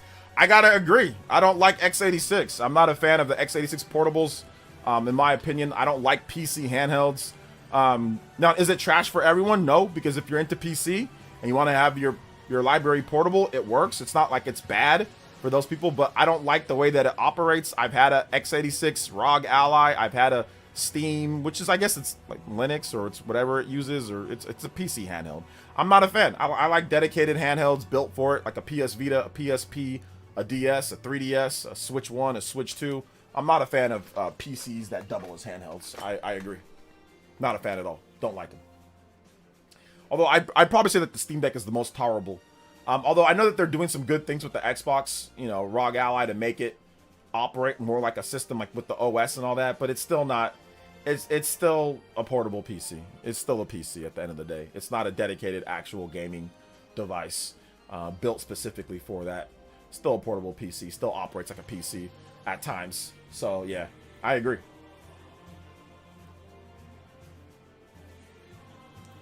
Let's see here. The way that the Ninja Gaiden 4 plays makes me wish the Platinum had helped develop all the Ninja Gaiden games. Yeah, I mean, Ninja Gaiden definitely plays great. I need to play it though, but from what I heard, it definitely plays really good. But OJ, all you need is a Steam Deck. Not me, and not millions of other people, because they ain't like Steam Deck selling crazy amounts. So, no, I'm good. But for everybody else that wants it, that's cool. You know what I'm saying? Like that's cool. You can play it. So yeah. Did you return your Steam Deck or did you sell it?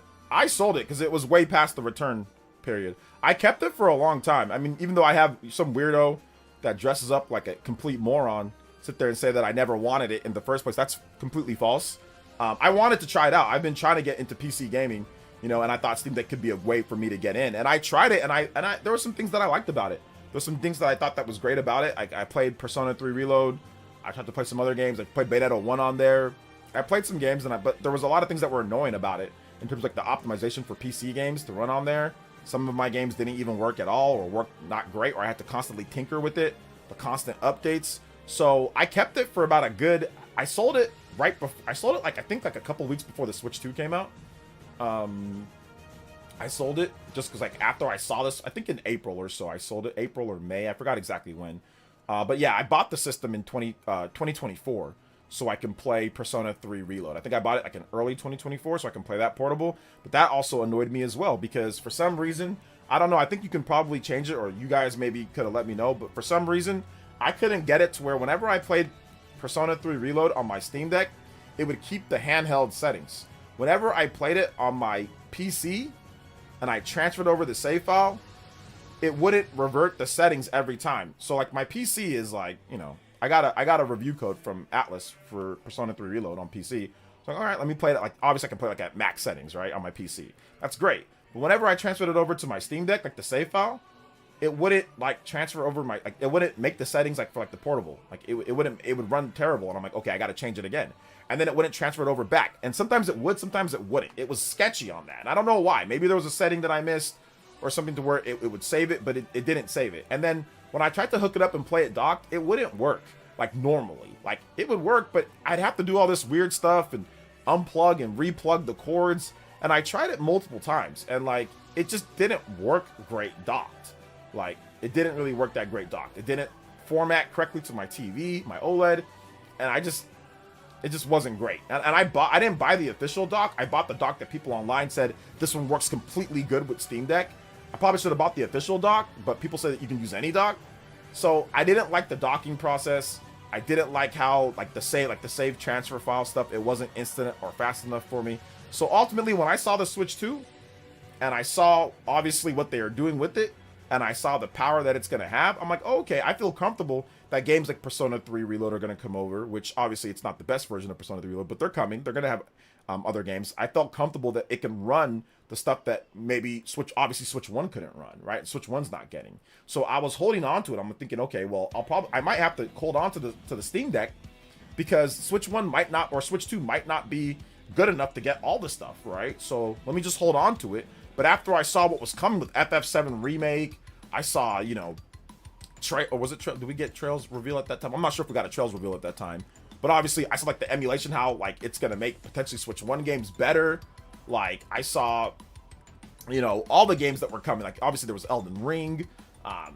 There was like Borderlands. They talked about that. They talked about Split Fiction. They talked about Cyberpunk. I'm like, okay, this system's definitely as strong or good enough. It's gonna run everything like my Steam Deck, but it's gonna be way better for like the docking process. Like it's gonna come with the dock. It's gonna instantly do it just like Switch 1 did. It's gonna come like with everything that I need.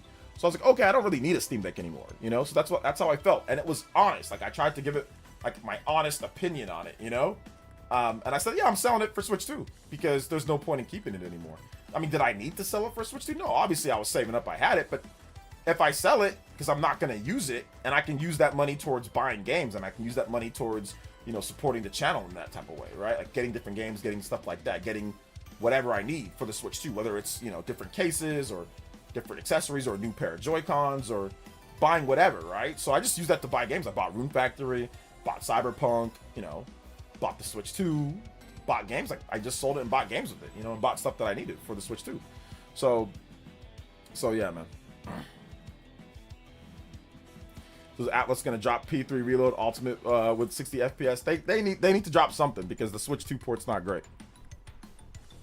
OJ, what's your thoughts on the World Series matchup? My thoughts are I'm salty because the Mariners should have been there. They had that win and then they lost it by 1, so the Mariners should have been there.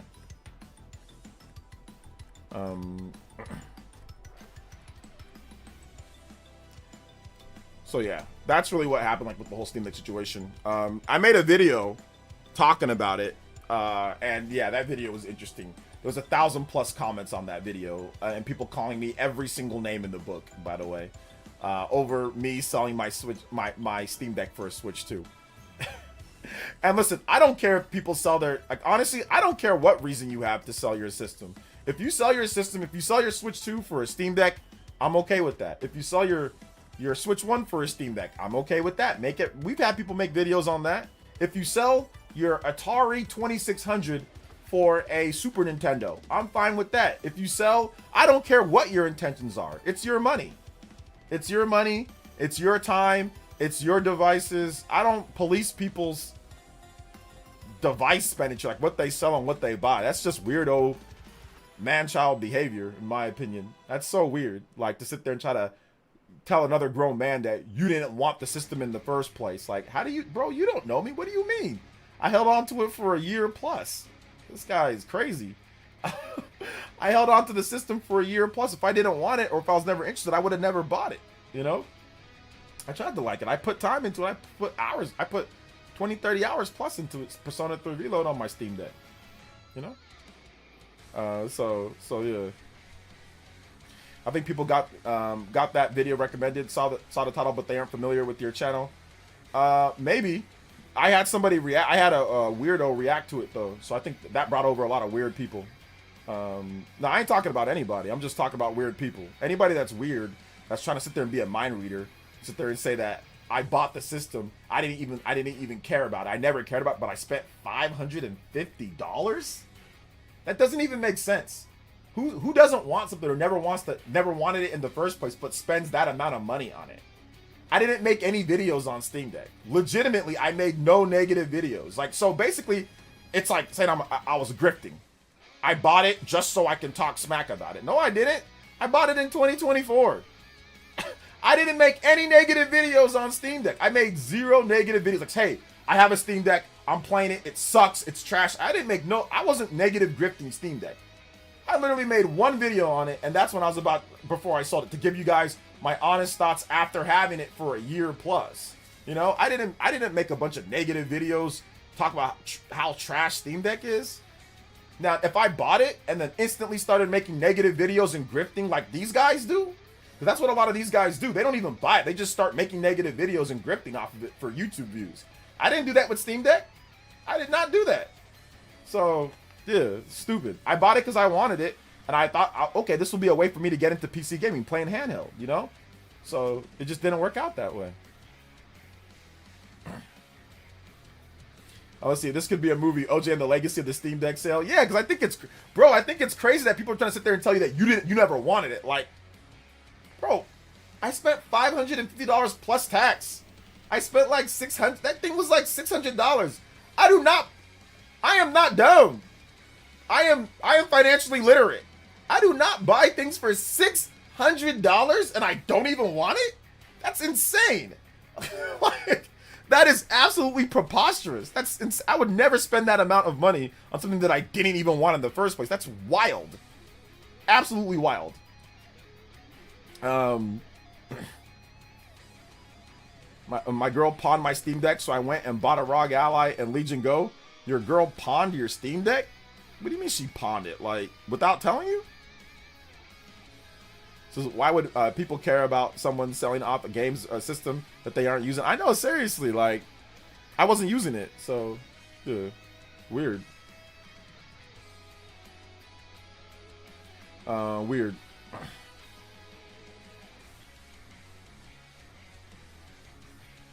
When do you expect the new 2D Donkey Kong? Do you think Retro's gonna make it?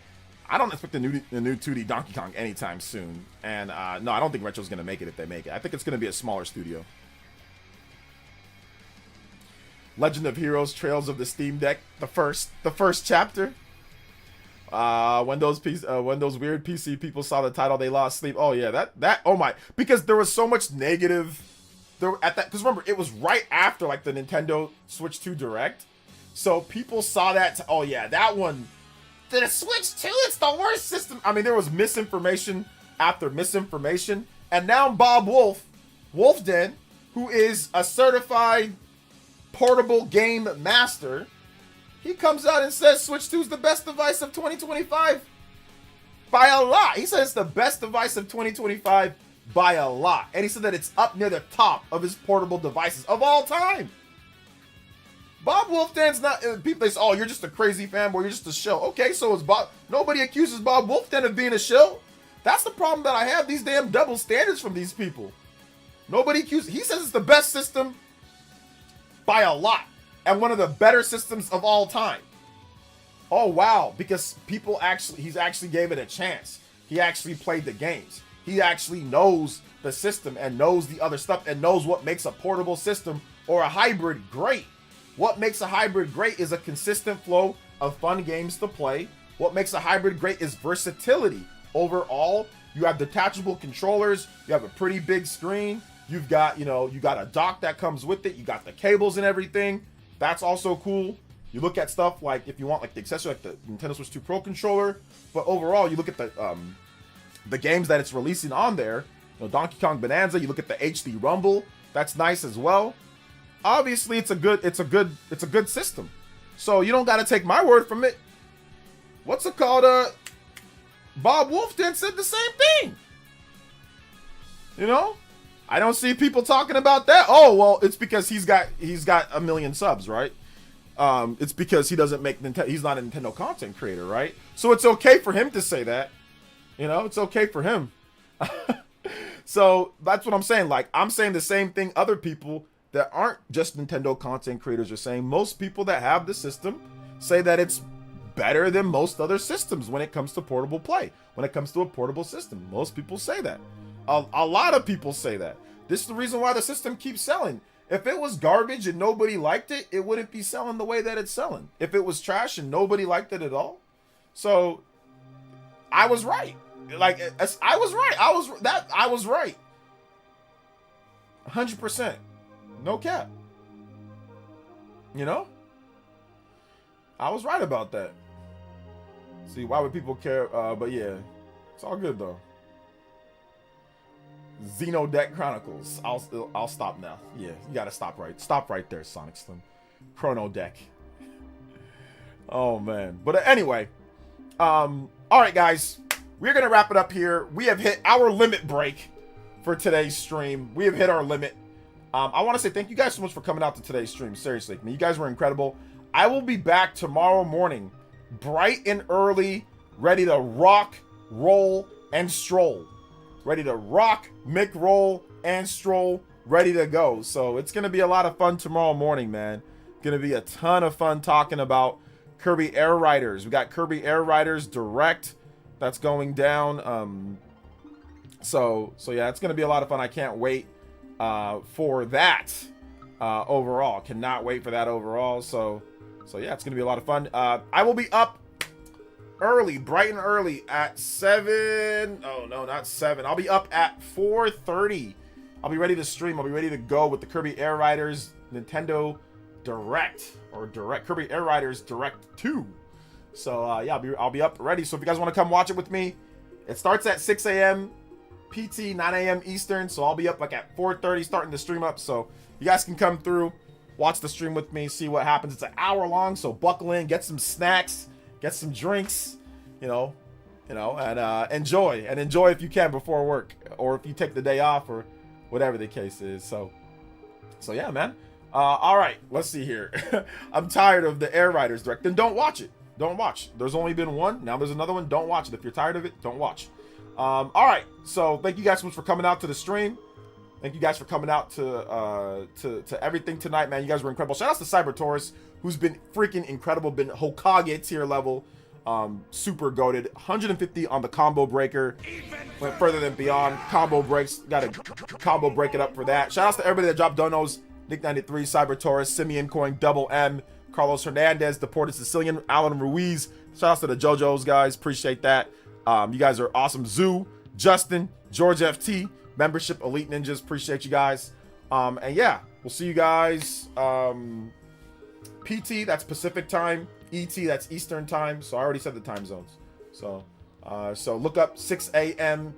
PT in your time zone, wherever you are. Look that up. It's not hard. Just Google search it. Trust me, it'll be easy. Just look up 6 a.m. PT on Google, and it'll tell you what time that is where you live. So yeah.